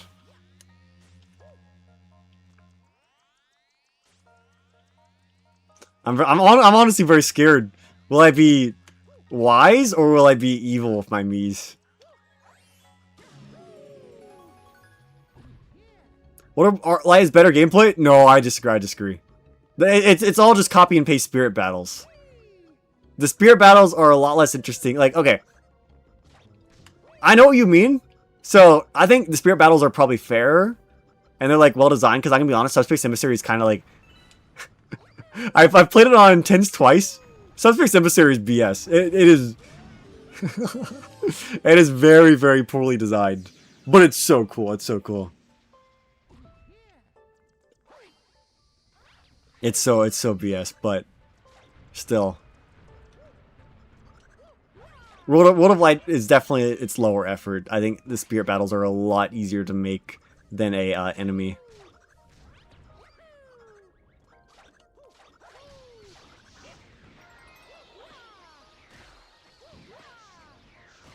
And most people don't even know, Subspace Emissary actually had spirits in it.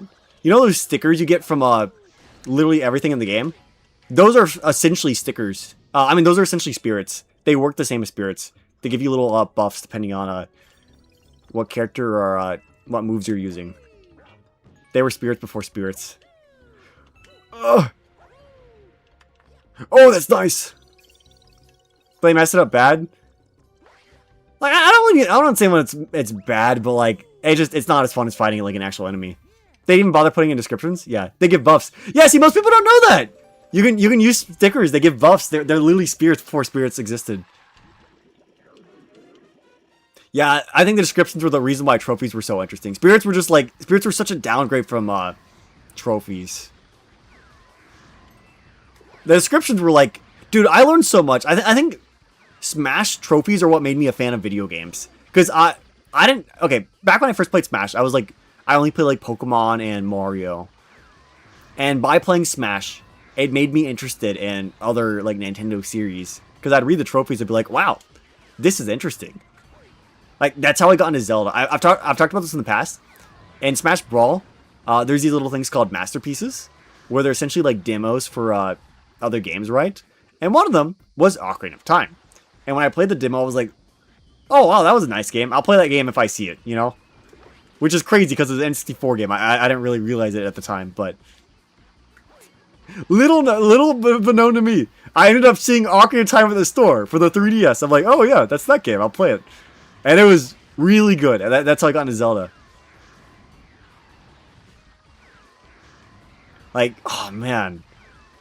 I'm so glad Smash Brawl put in that masterpiece. I want to be a Zelda fan without it.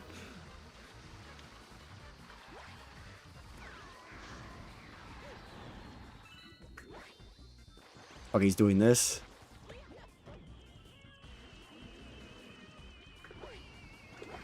I missed? Oh, that sucks. I'm gonna play Kirby. Oh, I played Kirby before Brawl as well. Yeah, that's one of the series I was also into. Yeah, I was a little baby gamer though. Like Mario, Kirby, Pokemon. Yeah, I'm sorry. That's like a little Nintendo fanboy. Like, I played the Mario. I played the Pokemon. And then like Smash Bros made me want to play like other games. They're very good. I also played Sonic. You know, the basic stuff. Just getting a Destiny, just in case Death Knight is not proven canon. I mean, it's proven not canon? Yeah, that's fair. That's fair. I think there's a solid chance now. I think right now, like, it could go either way. There's a lot of options for the Knight. And we got the achievement. Nice. Nice.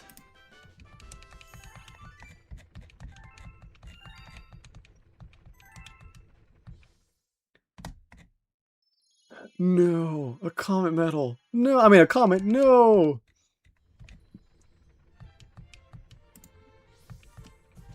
Oh, it's for Baby Luma. I'm like, is this the chimp? No, it's Baby Luma. Gaster Knight. I'm so curious if Gaster's gonna do anything. I'm so curious. There's a decent world where Gaster does freaking nothing.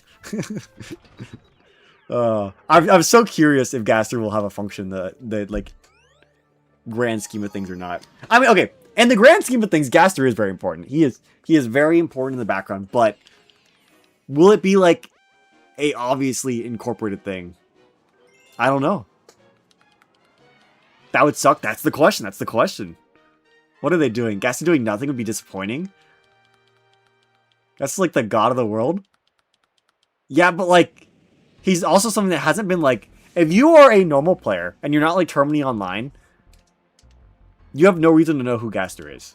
Like, I know Pear played through Undertale, and like we're all talking about Gaster. He's like, who's that? It's like, yeah, I think that's fair. Yeah, that's a very, very fair thing. Like, Pear thinks Gaster's not going to do anything important. I think there's a solid chance that's the case. Like, I think Gaster might do something in the, how do I put it, the weird route. Because the weird route is also, okay, hear me out. So Gaster's only known by terminally online players, but guess what's also known by terminally online players? The weird route. Though you're not doing the weird route on accident. The weird route, you need prior knowledge. Because the steps to start the weird route are very, very specific. So Gaster doing something the weird route may not be off the table.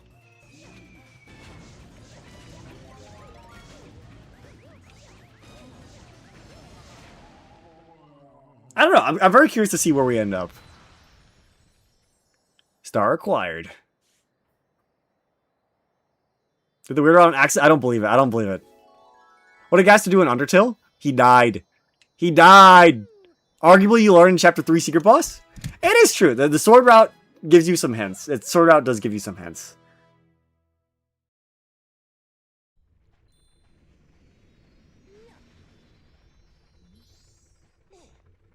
Okay, so the lore of Gaster, like, in simple terms, Gaster was the royal scientist before Alphys. Yep. There you go. That's Gaster. That's Gaster. And we want to go in the long term. There's a lot, unfortunately. Gaster's like one of the characters who's like very, very, very detailed. Like, it's funny, we both know nothing about him, but we also know a ton. But goodness gracious, what a character, am I right?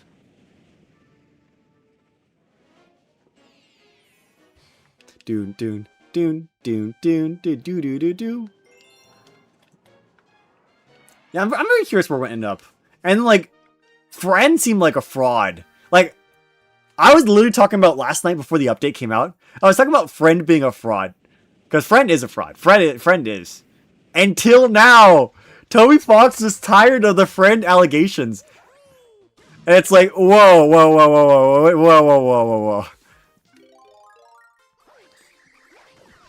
What an interesting thing to confirm on a random, like, Wednesday night. Toby heard me. I know! I was like, I don't think Friend's gonna do anything. And then Toby's like, oh, fuck! They think Friend's a fraud! Send out that Mad Mew Mew dialogue! It's like, oh dear, oh fuck, he's listening. Like, I almost wonder if, like, Toby Fox is in, like, my group chat. Because there's so many times where I literally talk about it, and then something appears immediately. Can we have an update to shut up the Gaster will do nothing, people? We're gonna talk about it in the VC, because Toby Fox is in there, apparently, listening. Oh, man. What a creature. Oh, another thing. Literally, Pear was, so, when we're talking, we're also talking in there, and Pear was saying he didn't like the bomb attack from Mad Mew Mew, right? Pear was saying he thought that attack was unbalanced. And apparently, literally, the Undertale says their plan is to nerf the bomb attack in a future update. I'm like, what the fuck? What do you mean he's listening to us? Toby Fox, get out of my group chat. What the hell? Oh my god. Like, Toby Fox, get the frick out. What are you doing in there? Get out, get out, get out! Get out! Oh. It's so weird. It's It's scary. Every single conversation. Hello, Luigi. Every single conversation we have literally gets reflected like immediately afterwards. It almost bothers me. I'm gonna miss you. Star Walker is so cool. I'm gonna miss him too. The last Star Walker. Tears will be shed.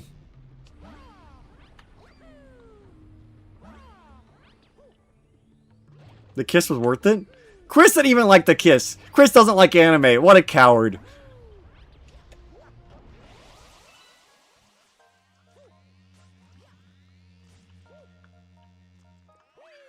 Ooh. It'd be really funny though if someone out there was just like friends of Toby Fox and they just didn't know. Like Toby Fox didn't tell them. Now Toby Fox is like 30. The only person in my friend group that could literally be Toby Fox would be like Pineapple, because we don't know anything about Pineapple's age or anything. But there's no way. Mammy was low-key your favorite boss? Mammy was really good. They're up there. I don't know what my favorite boss fight is actually. I haven't sat and like processed that. What a good question. Favorite boss? I don't know. Mew Mew's good. Mew Mew's a good fight. Like, the Roaring Knight's also a good fight. The Tenant fight, I like the idea of it. It's not hard, but I think that's a fun fight.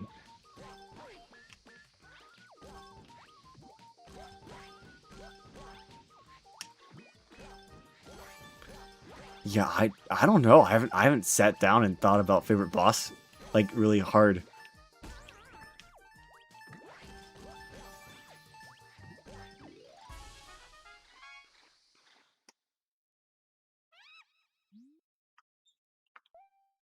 Thank you, monkey. Oh man, I'm kind of scared. I'm kind of scared. I don't know. I haven't thought too much about it. I don't know why that's hurting my heart. How do I not have a favorite boss fight? Oh my goodness gracious. Obviously my favorite boss is the secret boss in chapter 7. You know, when we fight Papyrus Knight. Like, Papyrus isn't the Roaring Knight, but Papyrus Knight is still the secret boss. Yeah, it's really good. He doesn't just turn you blue. He turns you, Bluebert.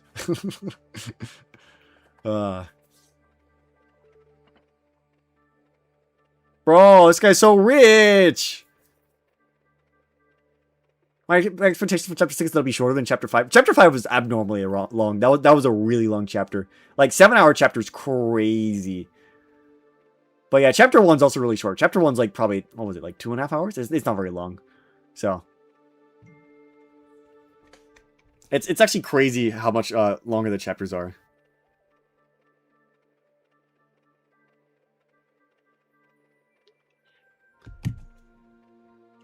That guy's poor. He's greedy. His selfishness astounds me. Alright. There's an achievement for this galaxy. Let's see what it is.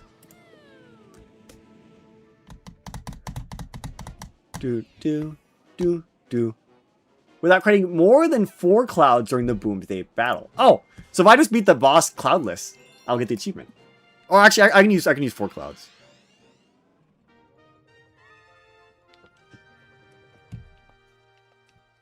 My current chapter 1 playthrough low-key lasted 8 hours. I don't know how. There's not 8 hours of content in chapter 1.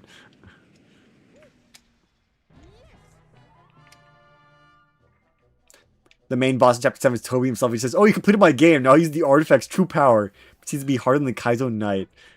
He just pressed the delete button and then Chris is gone from the game. When you do a new game, like, Chris is no longer there.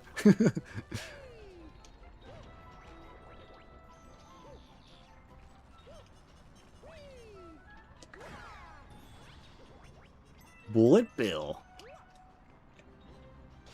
Bullet Bill.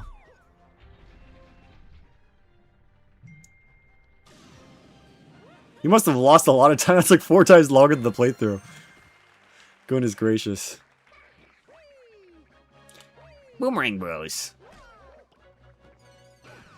Man, isn't it nice that they're bros? How nice. They're bros like the Marios. I would love to play through Deltron and voice act it with friends though. That must be so fun. Kind of read every bit. I still read them all. I still read them all too. You must have just been laughing a lot. I think reading all the flavor text is like an important part of the game. Like, it was literally designed to be like provoking, at least. Thought provoking. I mean, that's not even the right word. Some of it's just like funny, goofy, but oh man.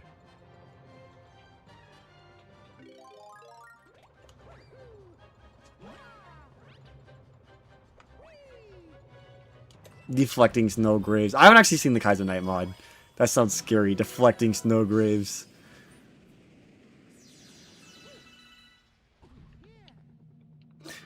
Do do do do do do do do do do. Oh, there we go. All right, we can use 4 clouds to beat this guy. That shouldn't be that bad. Bowser freaking Jr. And Kaizo, you do this without using any clouds, so it is possible. So there's an easy way to refight the secret bosses?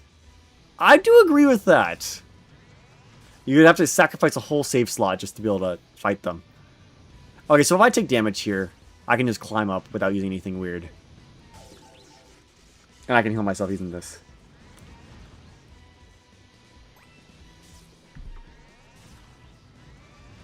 Yeah, the dojo should have a way to, like, refight them. Maybe, like, in Chapter 7.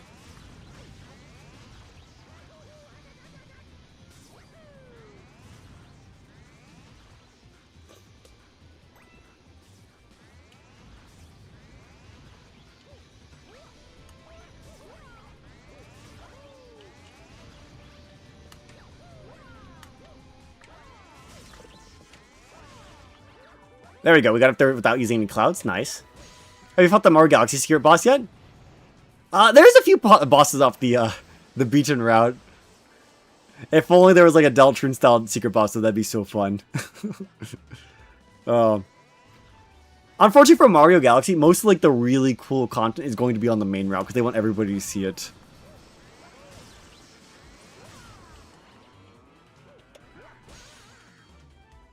All right. Okay, I can use my clouds for phase 2. So we essentially did the first 2 phases cloudless. Let's go. I can use 4 clouds here. So do do do do do do do.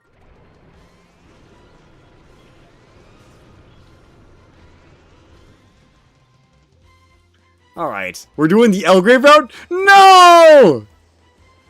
How could you suggest such a thing? Yeah, you just need 9,909 coins and go in the engine room, then ground pound 45 times. Yeah, super easy, man.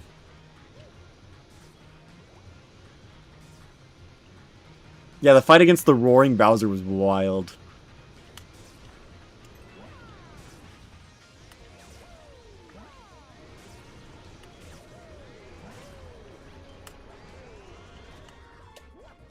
And there we go. Let's go! The Elgrave route where he L's all over the place. Mario! I don't know that power-up! Just use it, Luigi.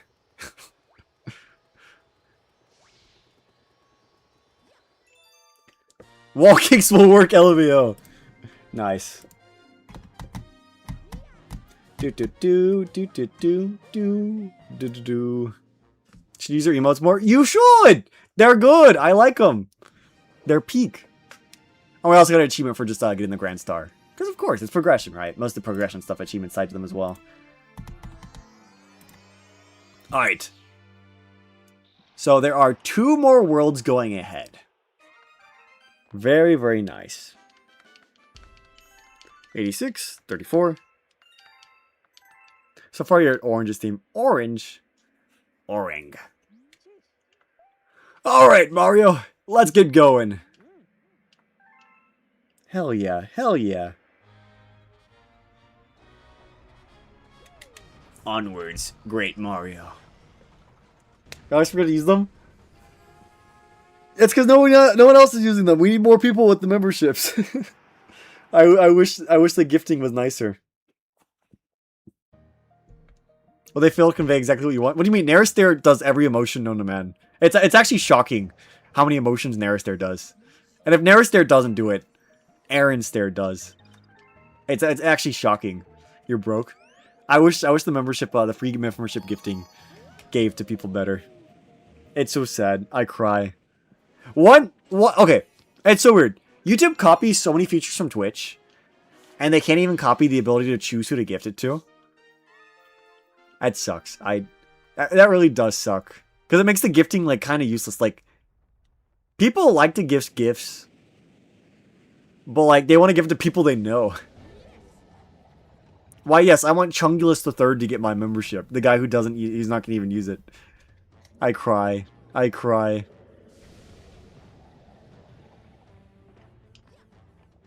Hype. Oh boy! The secret boss area. Your Twitch Prime reset, you can use it for Nair emotes? You can. If you use Twitch, you can. I don't stream on Twitch, but if you want Nair emotes, you can get them for Twitch.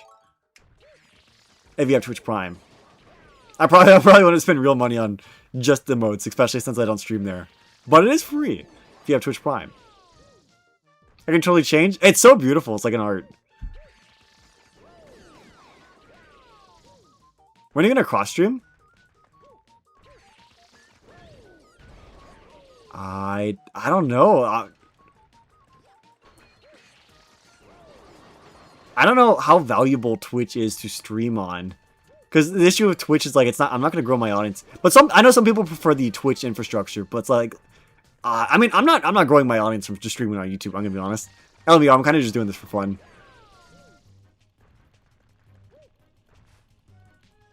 You promised that for a while? I need to figure out how to do it easily.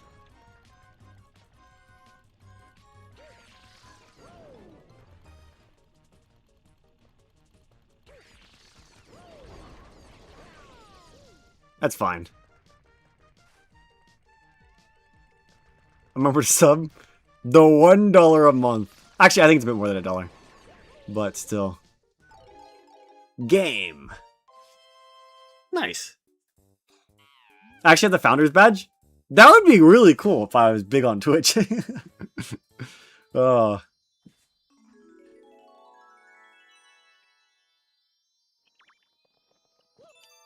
Which can do a free trial without linking your card. What I usually do is I do the free trial and then I cancel immediately. But they usually allow you to still use the free trial. What they're banking on is that you forget to cancel it. So just just cancel it immediately. That's what I do at least.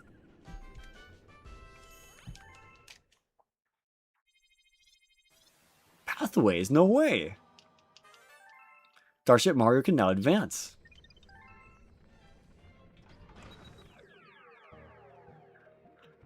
Yeah, Twitch does have... There's a lot of cool things about Twitch. Like, Twitch isn't awful. But I do know the worst part about Twitch is like being able to be found and all that. That is very hard on Twitch.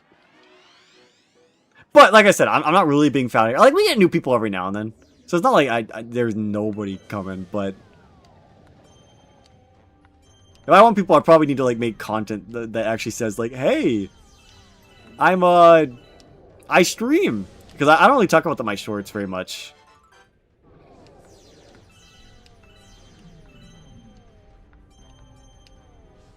Like, imagine watching the Noel Deltron short and be like, oh boy, let's check out what this guy's streaming. Like, no, obviously, they're not going to get that from that. Animate emotes. I do wish the animated emotes were on YouTube. I have no idea why they haven't. Oh, wait. Is there an achievement here?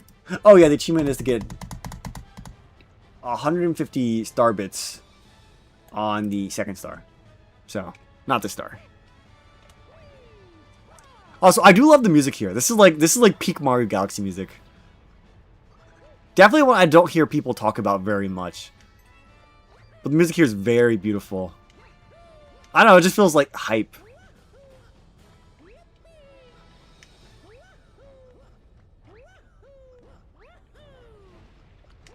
Alright. Jump. Alright guys, we're getting there. We're getting to an important planet coming soon. Very, very important planet.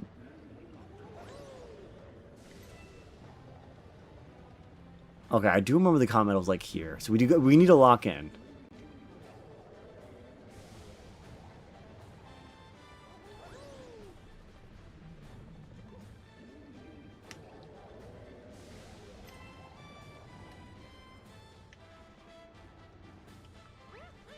Where's the comment? I think it's in the tornado section.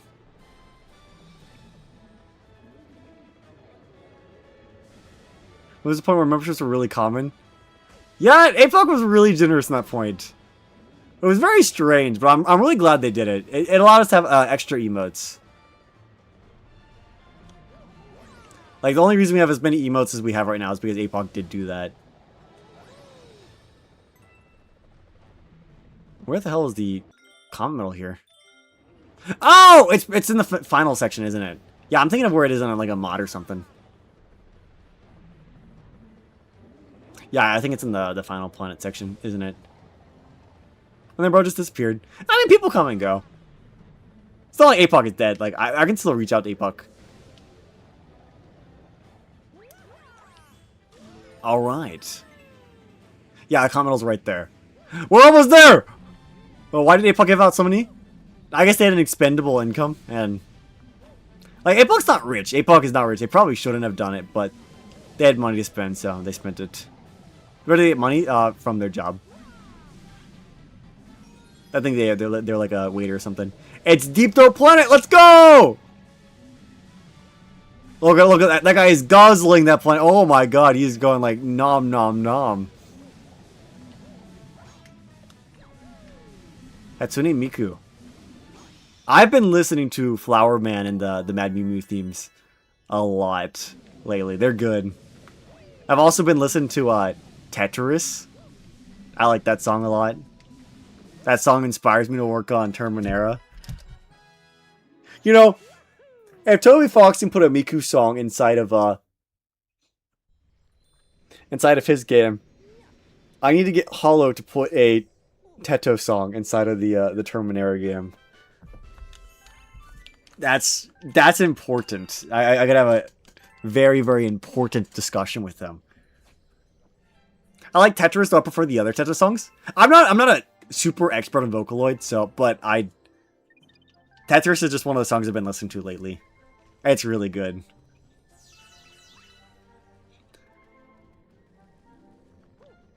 Yeah, I'm not like, okay.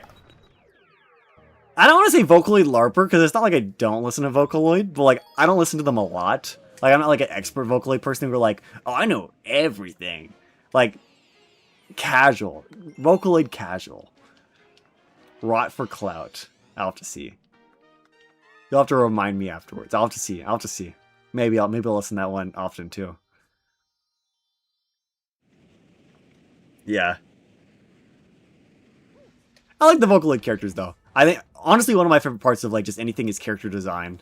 Character design wins me over. I would play a bad game if it had well designed characters.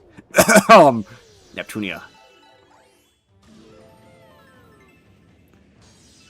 Ooh, Tetris something similar to Vocaloid, but isn't it Vocaloid? It's like a Utiloid or something. I think that's the term. It's interesting. It's a lot of Miku and Tetris songs, but I kind of LARP the other voice banks.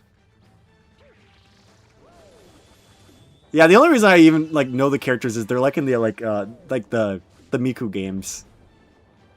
Ah!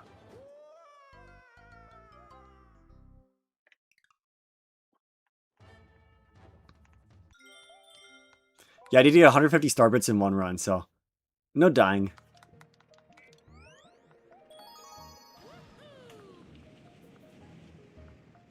Yeah.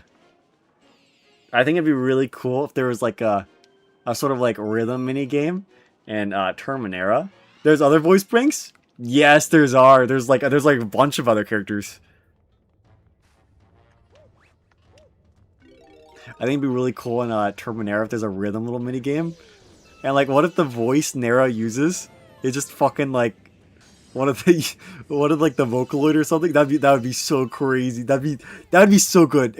It's like perfect bait. You get so much fan art for it. Oh my god. Nera in the rhythm game when she uses the fucking Teto voice. Holy fuck. Oh, that would be awesome. Ah! I'll have to see.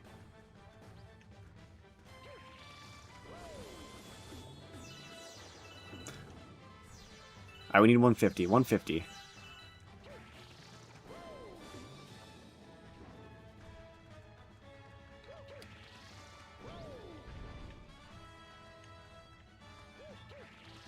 Terminator is gonna be good. Terminator will be life-changing. People are gonna play it and be like, wow. Gaming was different before Terminator existed. It was probably better, but still, it was different. We're changing gaming once and for all.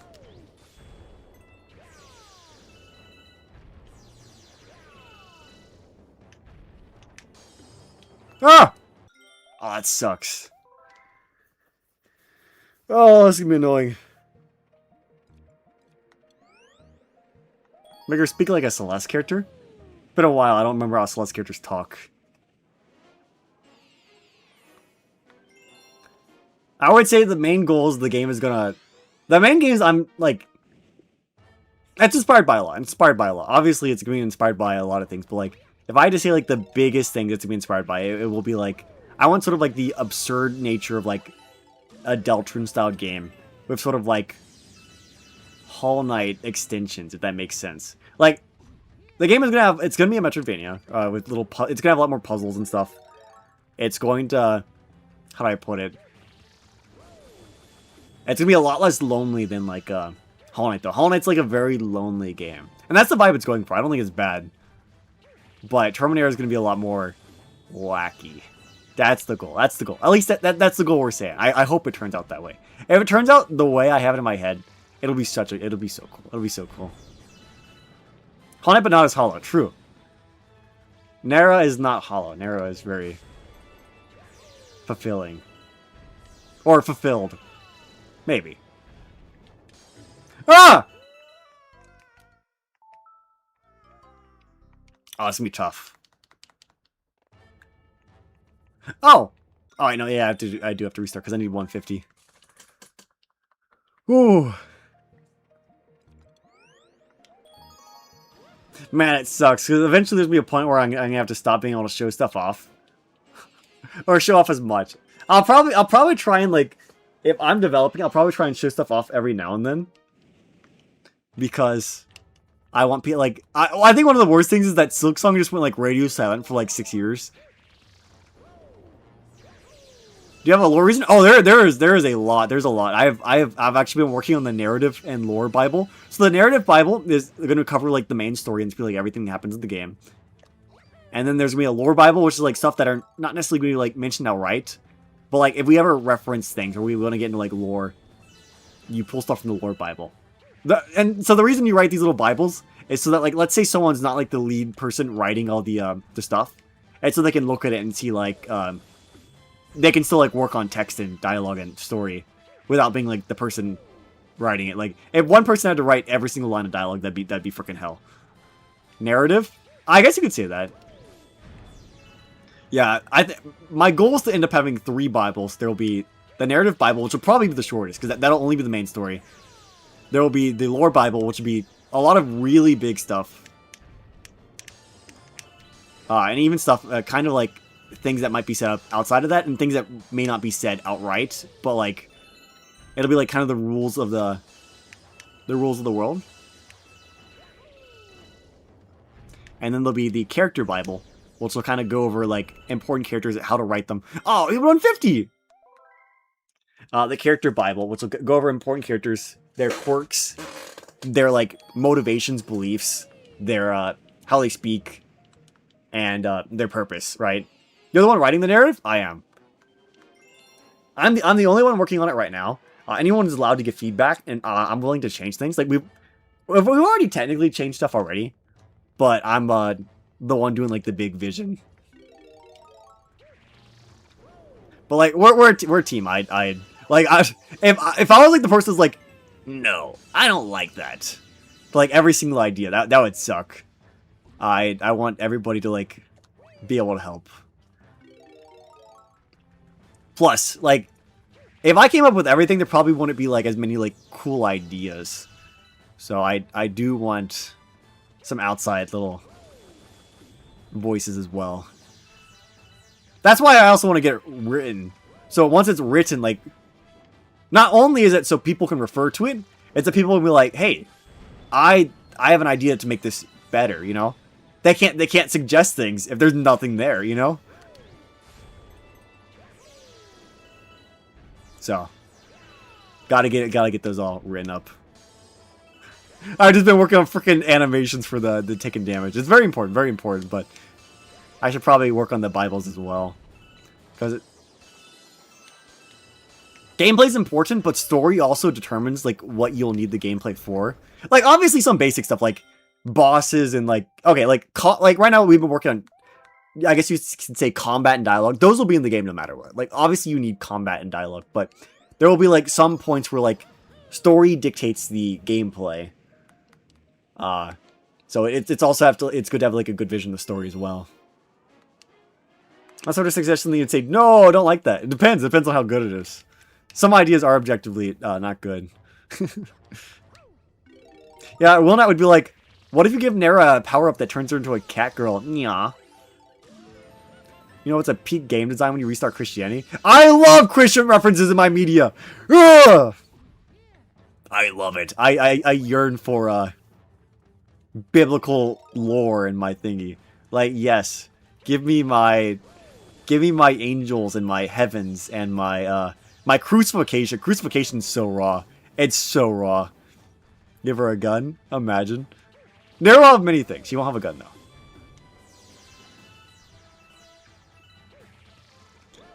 Alright.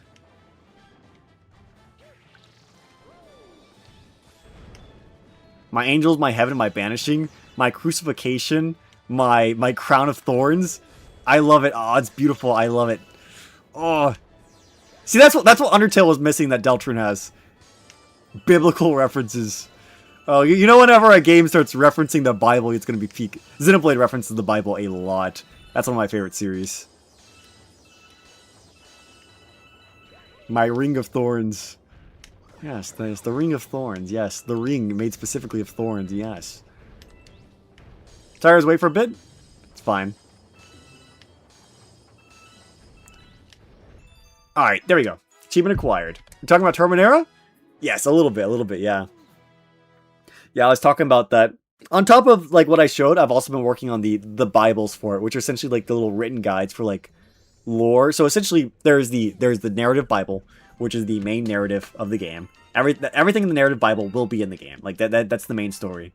There's the lore Bible, which is stuff that may or may not be in the game. The lore Bible is essentially, like, when trying to implement, like, lore and stuff, you look at it so, like, you don't have, like, the lore contradicting itself. But you don't have to explicitly state everything in the lore Bible. That's why it's lore. And then, I haven't started working on it, but I'll need a character Bible, which will talk about how to write each character, their motivations, their desires, like how they talk, so on and so forth. But I haven't started that. We don't really have too many characters locked in, I'm gonna be honest. All these Lumas are so fat, they're so greedy. They're so greedy. Oh wait, what's the achievement for here? Collect the Ledgehammer Trap in under 40 seconds. Okay. 40 seconds? That's really tight. Wow. Thankfully, we did get to the spot where we can start grinding star bits. The little star we did is actually the one we start grinding. You can have lore contradicting itself, but only between games to make the retcon make sense. I think, okay, like, having lore contradict itself is just kind of a thing that happens, like, but creating a lore Bible and referring to it often is a good way to avoid having the lore contradict itself. Because as long as you have something like you can look back to and you're like, okay, this isn't going to counter itself, because like we have it like sort of planned from the start. But I will say, it's okay to contradict your lore if you have a really good reason to that makes the story better. Like, let's say you have a piece of lore, it seemed really good at the time, but then you get a really good idea that requires you to ignore it. That's fine. That's fine. I love lore Bibles. It's cool, but see, the sad thing about a lore Bible is I don't think you'd ever publicly reveal it. Because it's going to tell not just stuff about that game, but also like future stuff as well. Like, as of now, the lore for Nera's home planet is already like, I already like wrote down like sort of like the main history for it, and it's like, it's several pages long. It's like 1,200 words, and you don't even go there in Terminera. But I need to get it written down because the Nera stuff is gonna be very interesting. That's gonna be so cool. I can't wait to share more. We have to make more though first though. Every part of gameplay only exists to serve the game's story, or gameplay. That's true. That's true.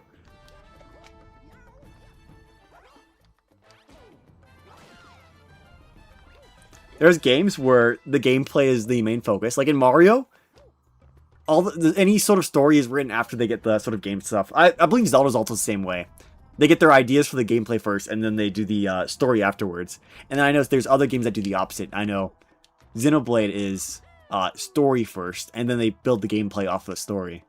So, like, usually a game is meant to serve one or the other.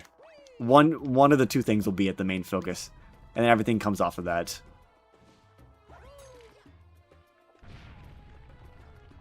And I love to be the kind of person to be like, oh, I hope Terminator is both. But I don't know. I don't know what it's going to end up being.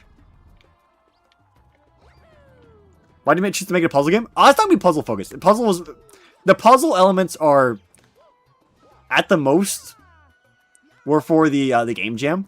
There's going to be a lot. The puzzle rooms aren't going to be like as common as you would think. There'll be like a few puzzle rooms in each area. The rest of the game will play like normal. Like a normal Metroidvania style thing.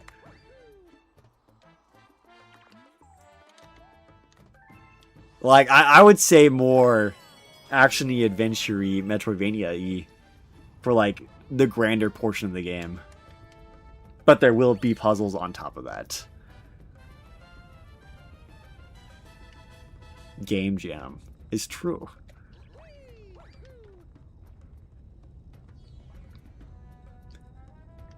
Yeah, like, there's a solid chance, like, the puzzle stuff may not even be...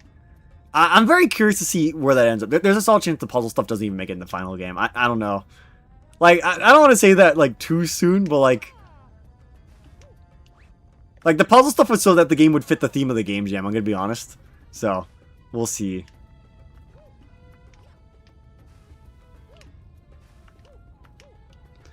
Alright, let's get up on top of this. Come on, Mario. Making my way uptown. Do-do-do-do-do-do-do.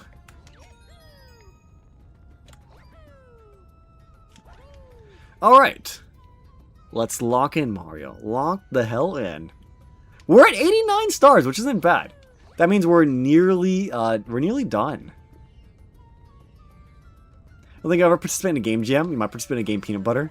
Imagine. The game jam, okay, it was fun, but that was like some of the most stressful 5 days of my life. And we also got kind of robbed. Like, there were several visual novels that placed at the top, or at least above us. That made me a little disappointed. That was a little frustrating. It's like, oh, a genre that's objectively, like, the easiest to produce. Are some of the highest scoring ones. It's like, that hurts a little bit, you know? You're like, you know, I could have totally made a visual novel instead, but... Oh, whatever.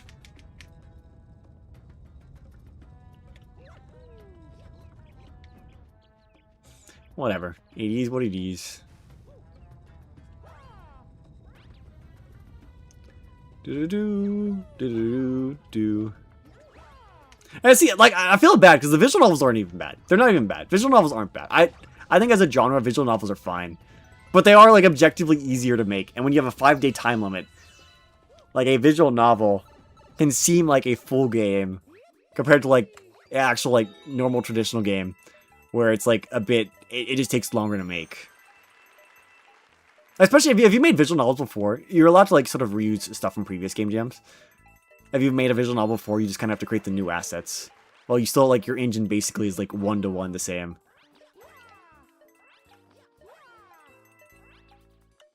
I don't know why I'm doing this. There's literally no reason to do this. I might need star bits.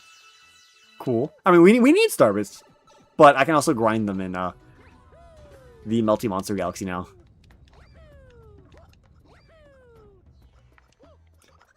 Ow. Yeah, visual novels are great ways to tell a story, but they aren't really games. More choose your own adventure books. Yeah, it's like tough. Like, I feel bad because, like, they're good. I've played plenty of good visual novels. But, like, objectively, they're, like, on a scale of, like, gameplay, they're at the bottom. They're literally at the bottom. Like, visual novels can be told through another medium. And they don't really... Okay, actually, okay, a lot of visual novels do rely on the, like, visual novel aspect. Like, visual novels is not the same as reading a book, but, like... It's complicated. It's so complicated because like there's tons of good visual novels, and there's some that are like a bit above and beyond. Like the Danganronpa series, those are all technically visual novels. They're great games. They're definitely a little bit more like than your typical game, but like, it's so complicated. It's hard to like lump everything under like one definition. Is this finally the chimp? Oh my god, that took forever. This is one of the achievements that's been on the achievement list. I've been waiting for this one. So, we need to collect 13,000 points in this chimp challenge. That's a lot.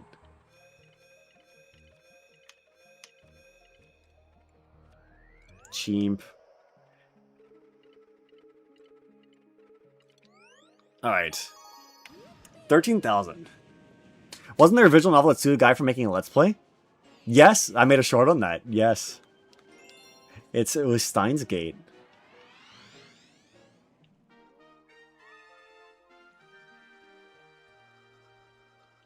Alright. There's so much to do in so little time. That is the unfortunate part about everything.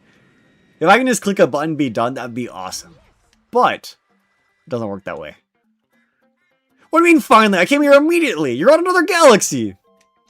Alright, I need 13,000 points though. It's kind of a lot.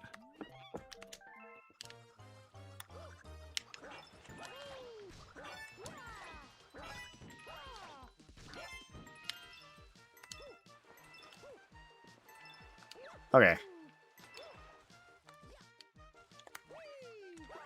13,000. We have a lot of time, though. We have a lot of time. Time is not lacking. But 13,000 is a lot of points.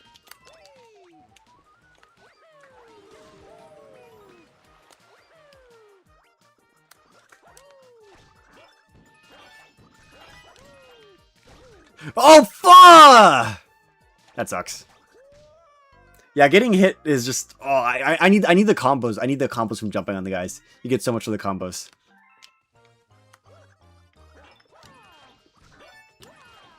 Like, I almost wonder if I should just skip the coins and focus purely on combos. Putting out Octoombas as enemies. I like their designs. I'm nostalgic for them. But sometimes, like right then, we're like... I'm jumping on them. But they shoot out the rock mid-jump and it damages you. That sucks. That sucks.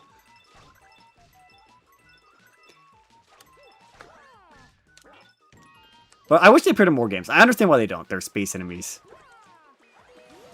And they're part of why the Galaxy games feel unique. And also why they felt special when they appeared in 3D World.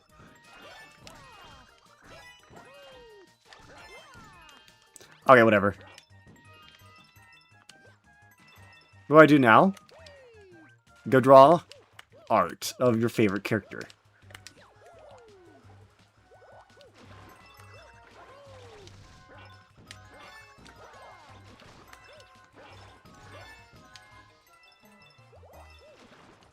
Okay, I can actually chain these guys together if I'm smart.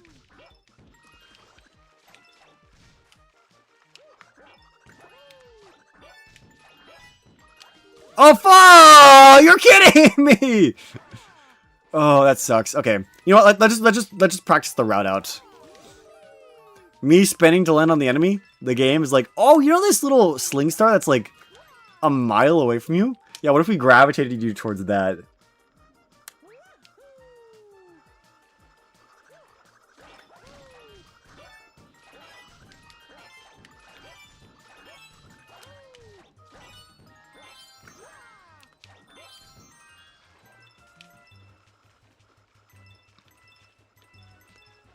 Oh, shoot.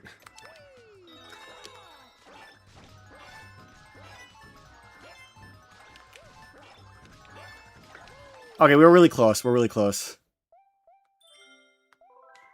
Okay, that's fine. We can 100%. We can do that. We can do that. Okay, that's fine. Yeah, we made like a mistake decently early on, or somewhere in the middle. We missed an enemy. So, how many points do we need? 13,000. So it's definitely possible. It's definitely possible. Yeah, we were incredibly close. I made like 2 mistakes. So.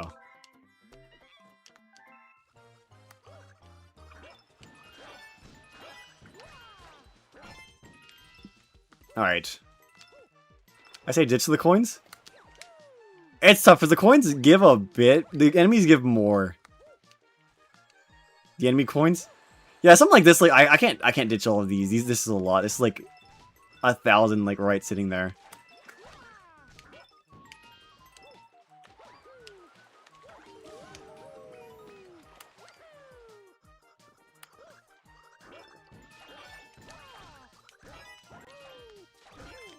Okay, that sucks! I hate that!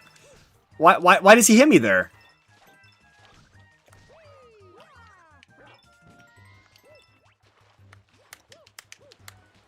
Oh, fuck, Mario. Me messed up the wall jump.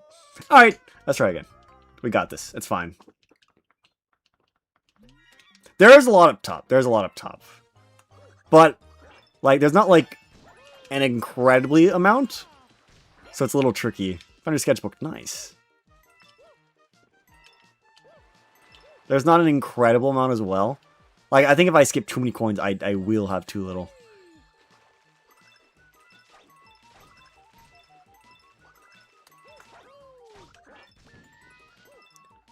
Okay.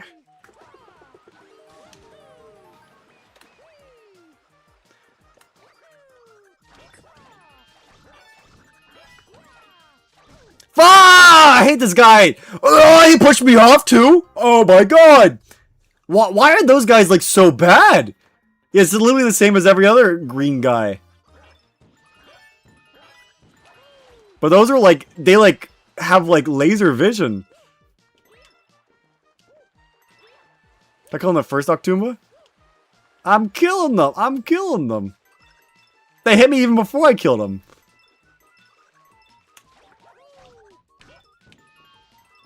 The green ones are elite Octumbas. They are supposed to be better, but what they're better for is that they shoot multiple rocks at once, not just one at a time.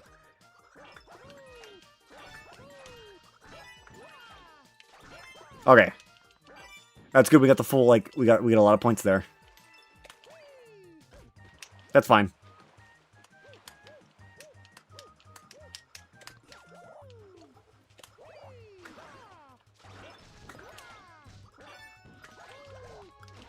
That's okay. That sucks, but that's fine.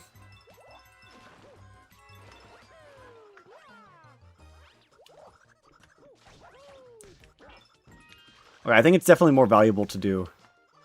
Shoot. Yes, it's more valuable to just miss the enemy. Oh! I didn't get the freaking combo. Okay, just go up.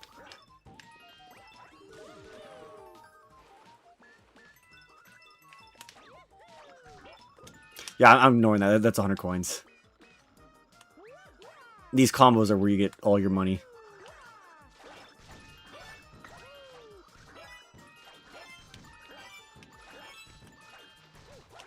Oh, fuck. Okay, let's grab our coins. This is a lot of coins.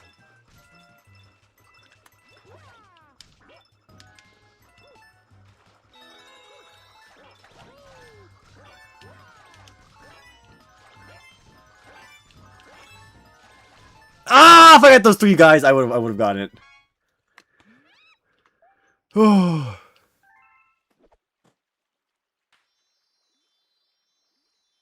You bastard.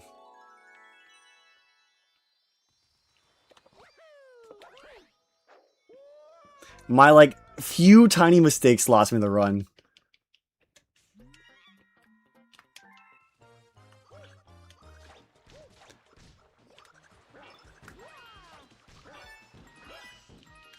Oh, that's... you know what? Let's just die. I don't want to make too many mistakes early on. I need room for error at the end.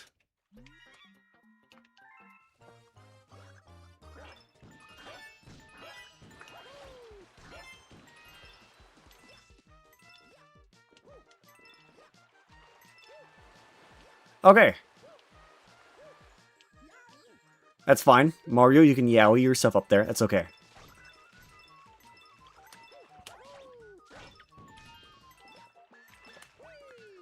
Alright. Get over.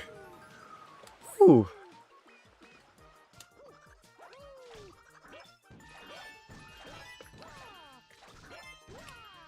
Okay, we got the full credit for that. We got full credit for that. That's huge. Alright, lock in.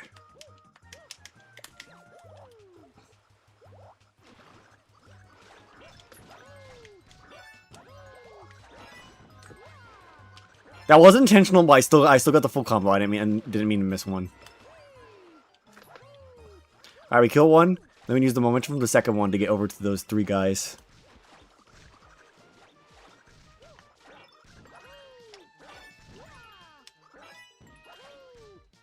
Alright, nice! Oh, that was great. Alright, we have plenty of time. We have 40 seconds left. We're doing very well.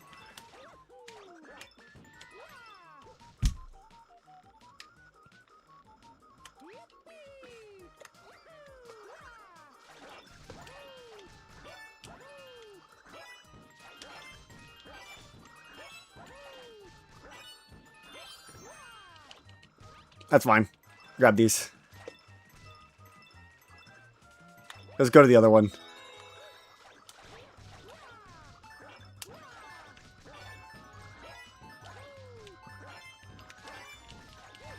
Grab the coins, grab the coins, grab the coins, grab the coins.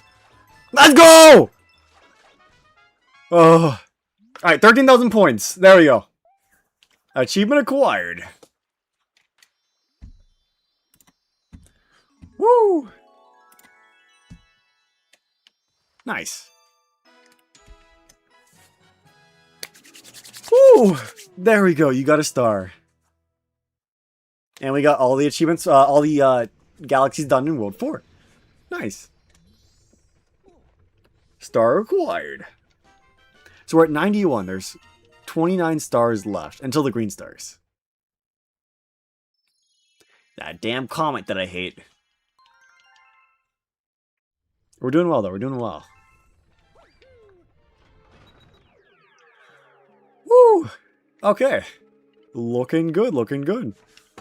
Like, if we zoom out, let's see. Yeah, World 1, 2, 3, and 4 are 100% done. World 5, we're actually... we're missing a star. We also have a comet we need to go get. I mean, we're missing a galaxy. I'm broke. I might Starbit grind off screen, so I don't have to Starbit grind again. Where did the idea of Pirate Gaster come from? See, Gaster appeared on screen and he was like, "Arg, mateys! This is very, very arg, mateys." It's a long story. There's a lot. Yeah, there's an achievement for 9,999 Starbits. And an achievement for 9,999 coins. So, considering I have to do both at some point, I might get those started off screen. Because, like, there's no way I'm actually getting them on. There's literally no way I'm getting them all on stream. The 9,999 coins especially would take a long time.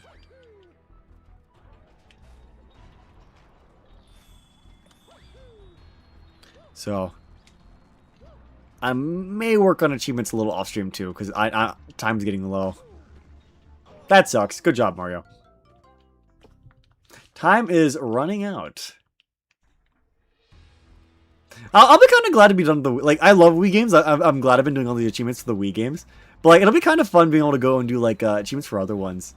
Like, I think my end goal is, like, be able to do, like, all the achievements for, like, the main series Marios or, like, the main series Zeldas or something. That'd be really cool. Like, I like to do, like, series at a time. Maybe not all in order, though, but, like, eventually.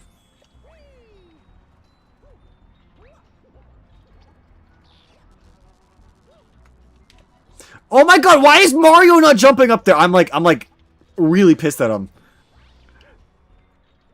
Is there something about the Daredevil that's making me play bad?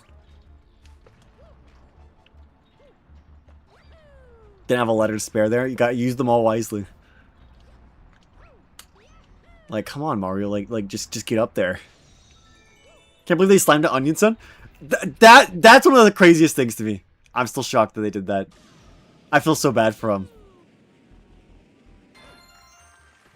Probably not gonna be here for the end of the series. I mean, it's not a big deal. Not a big deal. There'll be time for other things. No! That was unfortunate. That was unfortunate. That sucked. Alright, that's fine. That's fine. That's fine. That's fine.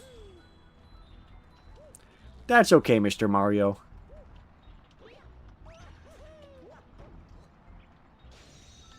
Let's go try that once more.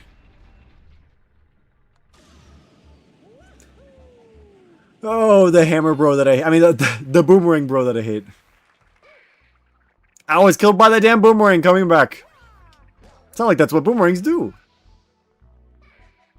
Maybe Onion Sen's still alive? I mean, he didn't turn to dust. Monsters do turn to dust when they die. So, you never know. He may be frozen. They're just cutting his tentacles off. Yeah, but you're not like crazy. You're not like, you're not spitting like out lies. There's logic to your reasoning. Oh, fuck.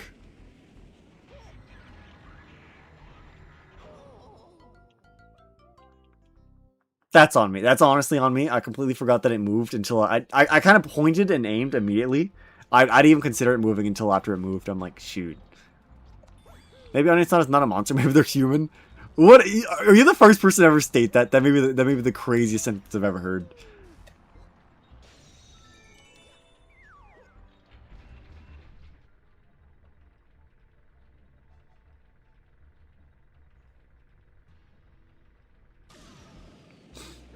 Man, I do wonder, like, so this whole time I thought it was a lake. I thought it was like a giant cutoff. Like, what do you mean?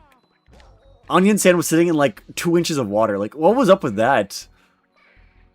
Whoa, what was up with that? How is he in 2 inches of water, man? Orange is human? Orange is a rat.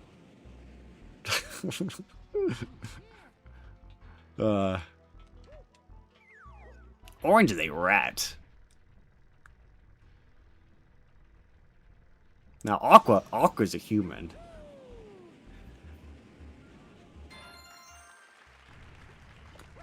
Man, when are they going to introduce Marigold the giant rat, though? That's my favorite Deltarune character. Marigold the giant rat.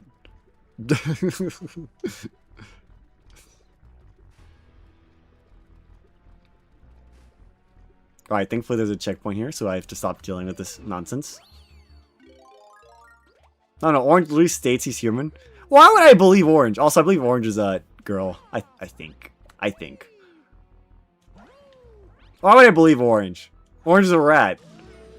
Rousey was savage. It's actually so funny seeing like someone like Rousey hates. When are we getting Lauren, Papu, and Larity from the guitar minigame? True! Papu seems interesting. I'm sure they're an interesting character. Alright. Yeah, honestly, it's so funny because it's like Rousey doesn't have a mean bone in his body. So like his insults are just so funny. Marigold the giant rat. Or it's like funny seeing like Rousey get pissed. Like, and then like Flowery's clearly egging him on. Like Flowery's like such a nice, like Flowery's unironically a pretty nice guy. But like he's having like so much fun pissing Rousey off. It's so funny. Orange got me tripping of pronouns. I mean, you didn't even mention Seth. Seth has me tripping with their name. Like, where did they get the name Seth from? It's like, did they just, like, open... Fuck, that's unfortunate. What is it? Do they just open up, like, Fire Emblem, the Sacred Stones and, like, pick their favorite character's name? Like, Seth is such an interesting choice. Bowser is low-key rage baiting. I think it's funny. I thought Blue was a girl. I think that's what you're supposed to expect at first. I think you're supposed to expect that at first. I think that's the whole point of why it's done. It's supposed to be like shock value, you know? It's like, oh, what the hell?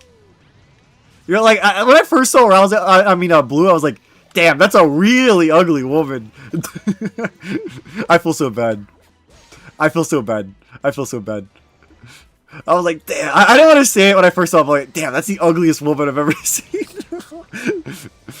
And it makes sense. They're not supposed to be a woman. I feel bad.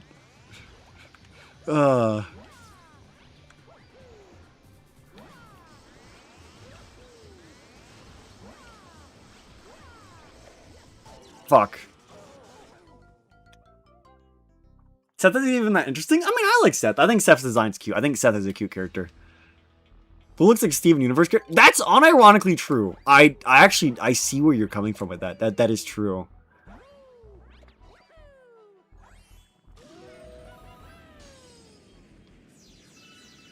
Wowie. I'm doing so bad in this. I could lock in, but like I'm delta ruining. I'm delta ruining it, man. All right. I like Seth telling Aqua to use a specific tech. Oh, actually, dude, when I was replaying the chapter to get footage, I got hit by the. What is it?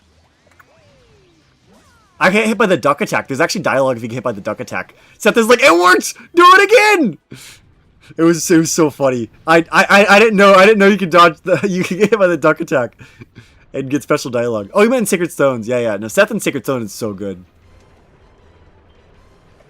And combat. As a character in the story, yeah, he's pretty not important. Oh fuck. Apparently you can die to it too. Okay, that must be really hard. I didn't know there'd be special dialogue for dying to it, but that's crazy.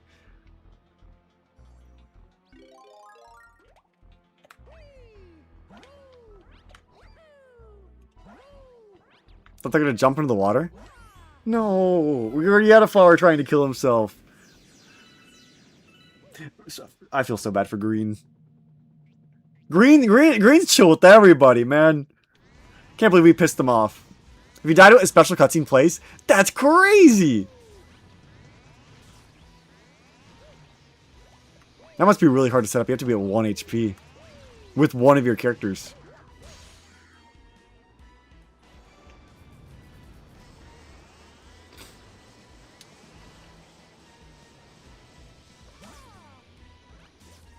Duck uses a buff arm and crushes your heart. That's so weird. Ah! What am I doing? Whoa! Why did you just spin so Mario, what are you doing? Why am I throwing so hard?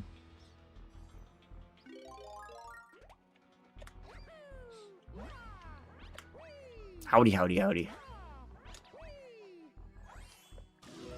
Man, Chapter 5 is so good. I'm worried about Chapter 6. I can't wait that long. I can't. Fuck! I walked right into that. Oh, I'm nutting. Start thinking. I'm looking at the chat. I just need to lock in the game. I need to lock in the game. Stop thinking. Lock in Hunter. Whoa. First name. That's scary. What do you think the Dark World? See, that's the thing. We knew about the Flower King. The Flower King was pretty, like, guessable. I have no idea where I think Chapter 6 is going to be. There's a few good options. There's a chance we could end up going to the shelter if the shelter is not with the finale. There's a solid chance the finale isn't in the shelter. We haven't had a Dark World in the Holiday Home yet. That would be a really good one. That one would be lore important. And technically, we do need to go back to the Holiday Home. So we all know the password is 1225. But Susie doesn't know that. So we do need to get the password from the Holiday House. There's icy pizza. I mean, that's an option. It's not impossible. I think there's a non-zero chance that the Dark World is the shelter, and then Chapter 7, the Dark World's outside, is the entire town. That would be crazy. Need to do a holiday? Oh shoot! I mean, not holiday. Hospital. I didn't even consider hospital. Shoot.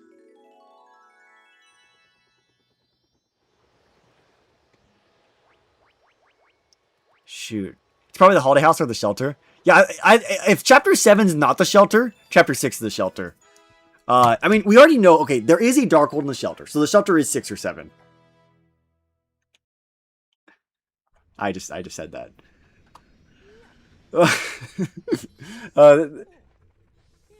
Hospital, shelter, somewhere beyond the police tape, Holiday House, or Ices. I think Ices is the least likely because it's not very relevant to the story.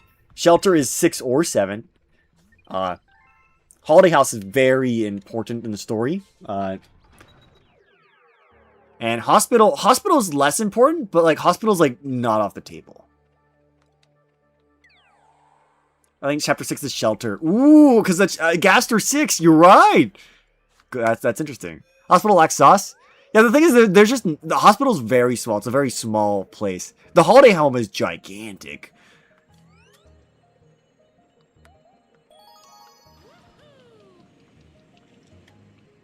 So I do wonder. There's just so much. The Adventure of the Purple Coins.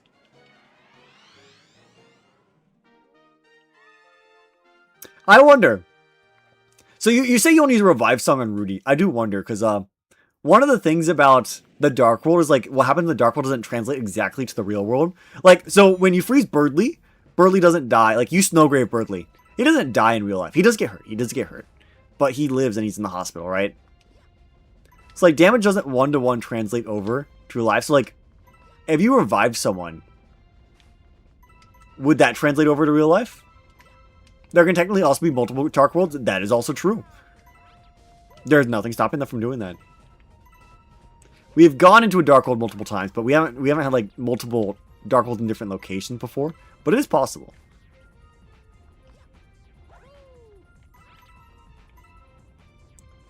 The Holiday Home is incredibly interesting. Yes, like there's the heart-shaped objects. There's the angel in the basement. There's an angel costume inside of Noelle's closet outfit. If a flower can't be revived, oh, I guess that. Yeah, no, that's valid. That's valid. Yeah, they tried using the healing magic on the flower, but the flowers are living things. It didn't work. Right. Yeah, Rousey, that should. Right, I didn't consider that. That's a good point. He's gonna put in the police station. LMAO. Naps. See here.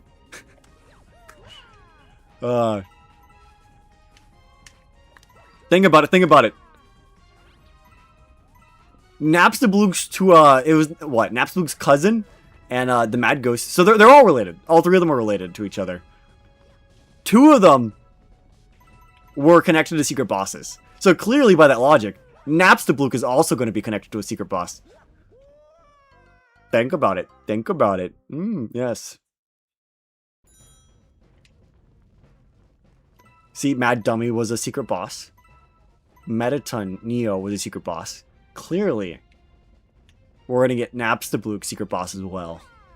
Napstablook's actually Gaster, by the way.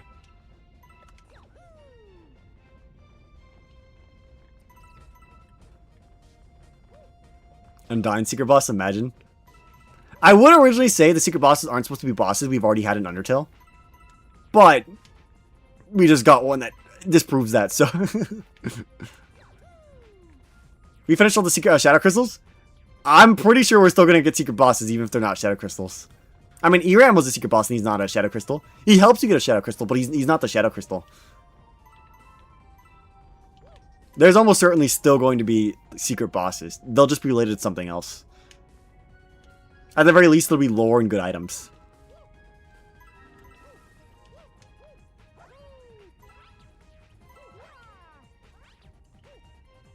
Do do do do do do do do do do do do. I do wonder. Yeah, I think the Holiday Home would be very interesting. We don't know much about the angel in the game. And that's one of the things that I would love them to, like, sort of go on to. And we didn't really get much about the angel in the church. We didn't meet the angel there. So if the angel's not in the church, we're probably going to meet the angel in the Holiday Home. Because the holidays are... I mean, the angel's pretty important there. Obviously, there's a little thingy. I hate player angel. I don't think the player's the angel. Unironically, it's more likely that the knight's the angel than the player. You know, which one's the most fraud? Ram? People do hype up Ram a lot. Like, bro is literally the plug that Tina plugs into. Like, he is just the guy.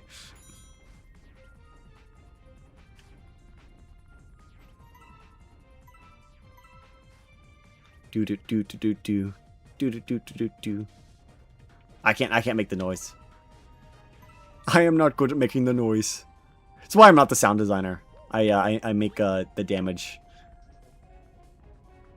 Do do do do do do do do do do do. He's a power strip. We can take him to Castletown. Power strip. Yeah. Sorry, Chris just didn't want it to. I mean, if you took your power strip to, if you moved it from your house, I'm pretty sure your mom would notice. You know. Although, to be fair, Chris took the TV and a bunch of other junk, so maybe it doesn't matter.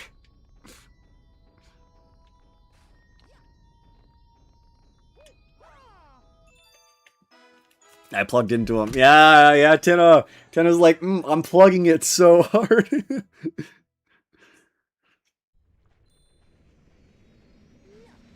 Yeah, Chris is an interesting creature. I really wonder what the there's so much more we don't know about Chris or Rousey. I wonder when they're gonna give us the full picture. There's so much we don't know. There's so many questions. See, that's what makes Deltarune so good. It's like in a way where like we learn something like new every now and then. By every now and then, I mean once a year. But like, there's so much to talk about because like they introduce a lot of ideas, and it's fun. It's fun. I hate Chris's trader ass. I do wonder. Where are they going with that? Like, what is Chris's goal? Chris taking a TV, laptop, and Pumpkin and Castle, and they just low-key don't care. Yeah, it's so weird. Like nobody notices Chris just stashing a bunch of random stuff. Like imagine they go in the closet like, what is all this junk? Man, let's get this back. Let's get this stuff back where it belongs, you know? He'll show up as Firegrave. Oh boy. Oh, shoot. I'm so curious. I'm so curious. You want to get the harmony of them, pink ass? No, I want to get my vessel. Pull my vessel out. I don't want my my chud Chris. I want my based vessel that shares the same thoughts I do. See, Chris is like, no, Soul, I don't want to do that. The vessel's like, yo, dog, we're doing that. Oh, we're hopping straight into that, man. See, my vessel's me. Chris isn't me. Chris is Chris. Which one's Chris? Fuck! That's so unfortunate. I got sniped. I got hard sniped.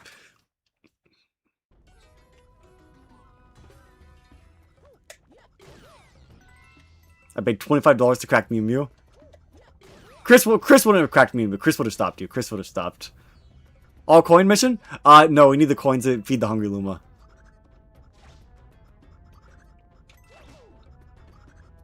Cressel theory? Wait, what the hell is Cressel theory? Wait, what is that? What does Cressel mean? Chris Vessel? Like what is that?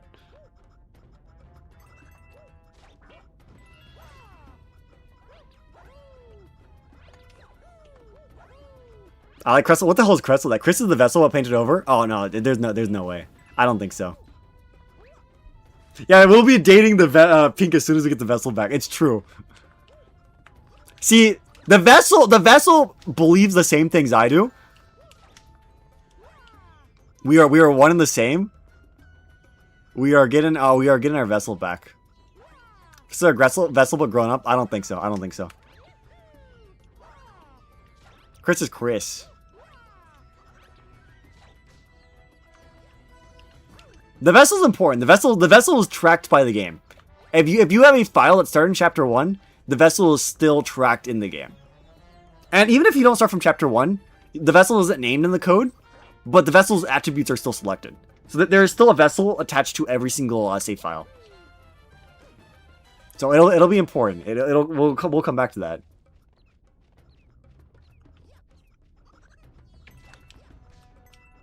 But plus, if Chris is so bad, why can't we just get a new vessel? Like, come on, like, bro, if the freaking ghost can get the Mew Mew figure, like, what's stopping us from going to the store and be like, all right, Chris, see ya, and we go buy some like buy like a suit of armor or something. I don't know. We buy our own anime figure. Goodness gracious. Actually, okay, maybe I know why. You could argue that Chris needs us to live, And they probably wouldn't want us to leave. Chris doesn't like us, but Chris would kill us if we were. Hey, is it just me? Is it kind of weird? Isn't Mew Mew like a grown adult and Chris a minor? Mew Mew goes to school. Keep in mind, Mew Mew literally goes to school. They talk about that. Mew Mew is high school aged. There's a ghost inside. Okay, yeah, I think the ghost may be the issue. We don't know how old the ghost is. But Mew Mew used to go to school? No, Mew Mew, the character goes to school. Mew Mew, the character, is school-aged. Mew Mew is based on a fictional character. Mew Mew goes to school. The ghost, we really don't know much about the ghost. I'm gonna be honest. We know absolutely nothing about the bro. You need 30? Bro. Ghosts don't go to school, that's for sure. I mean, they're monsters like all the other monsters in Castletown. I'm not Castletown. All the other monsters in Hometown.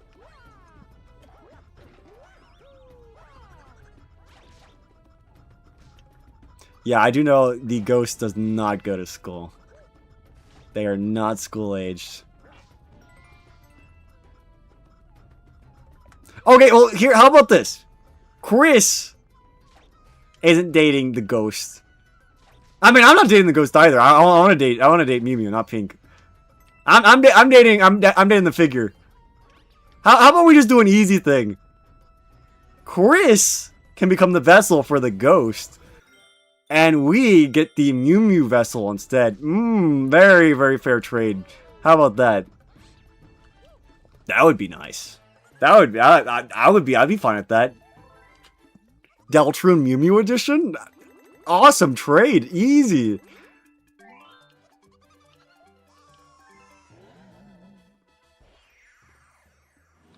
Alright. A new planet was born.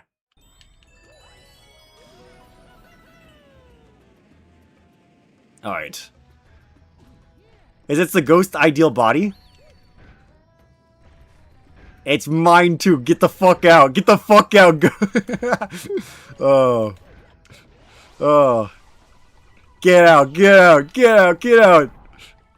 I don't want the damn Chris anymore. Get out. Get out.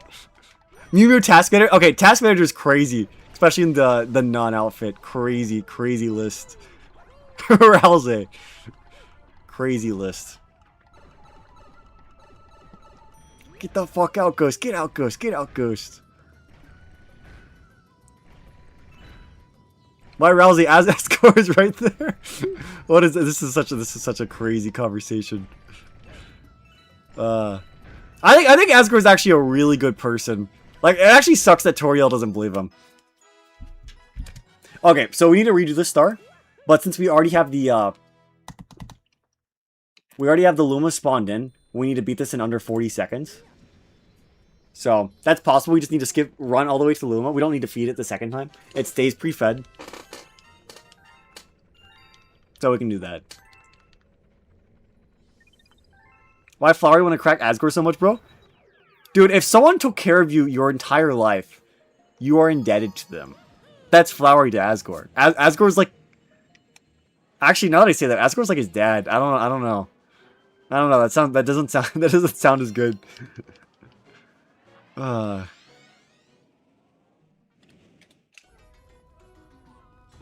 That doesn't sound the way I was intending in my head.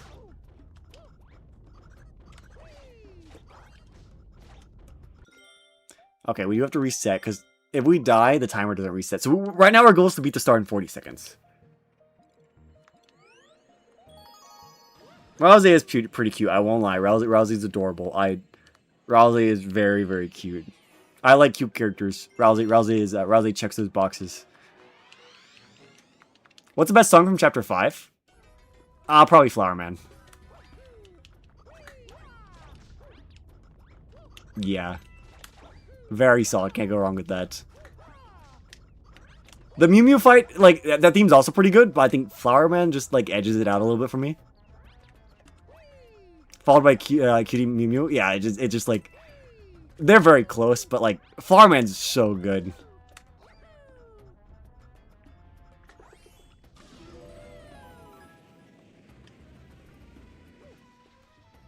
Pirate Dojo? Imagine.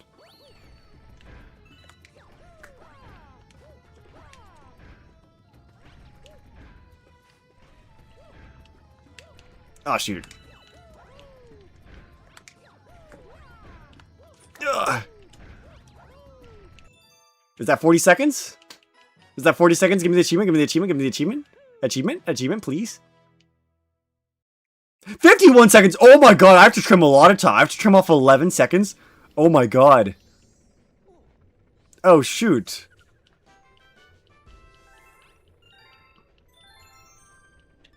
Oh, I have to shave off 11 whole seconds. Oh my god.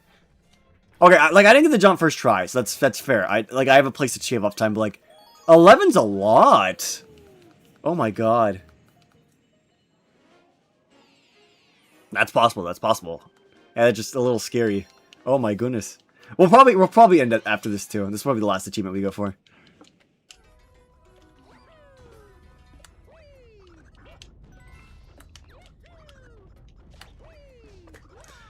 Okay. That's a time loss, unfortunately. That was a time loss.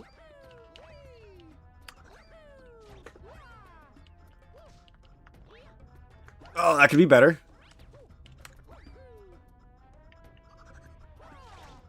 Okay.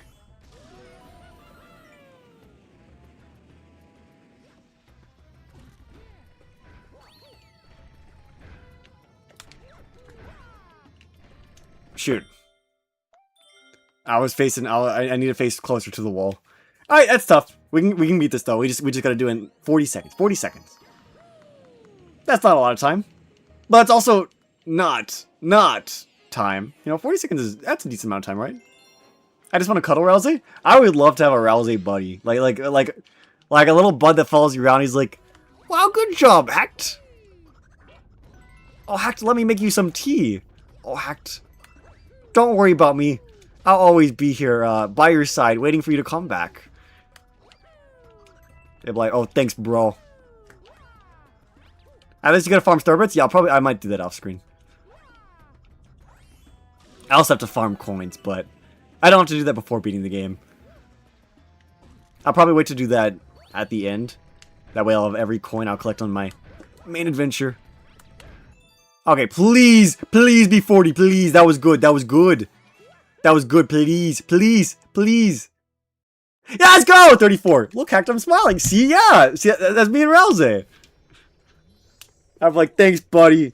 I know when I need someone to get my back. Rousey got my back. And I'm so glad there's pretty much nothing with Apple Grillington in this chapter. That crap was annoying. I didn't believe in Apple Grillington, but when I saw the anime figure in Asgore's truck, I'm like, no way. It was either Apple Grillington or Mew Mew. But I was scared. I was like, no way, Apple Grillington is real. What the hell? No, it's Mew Mew. That's good. I think that's a good answer.